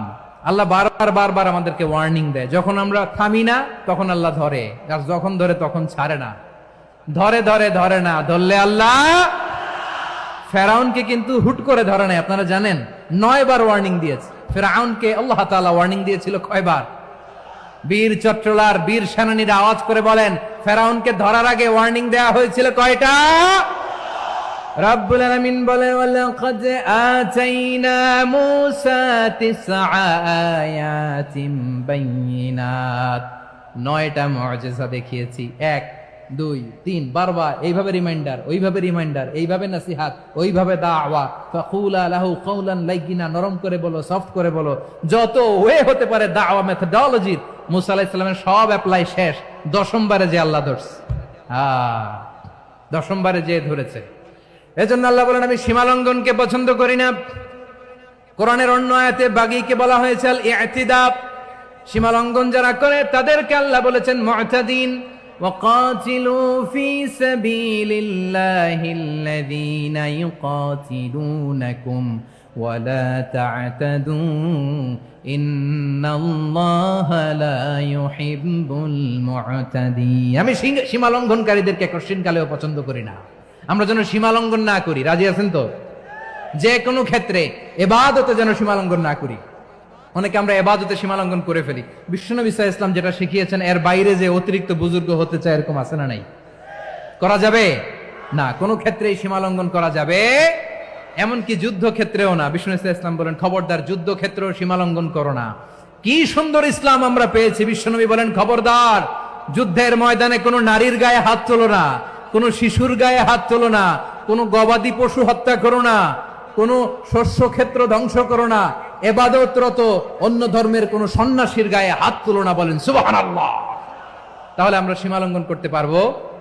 প্রিয় ভাইরা, একটা সুখী, সমৃদ্ধ, শান্তির সমাজ, মানবিক সমাজ যদি আমরা গঠন করতে চাই, আমাদের আল্লাহর দেয়া কয়টা আদেশ মানতে হবে বলেন দেখি? সবাই বলেন কয়টা? আর বেঁচে থাকতে হবে কয়টা জিনিস থেকে? আওয়াজ করে বলেন কয়টা? আচ্ছা, আদেশ নাম্বার 1 কি ছিল বলেন? আল্লাহর আদেশ কি? 1 নাম্বার আদাল, ন্যায় পরায়ণতা।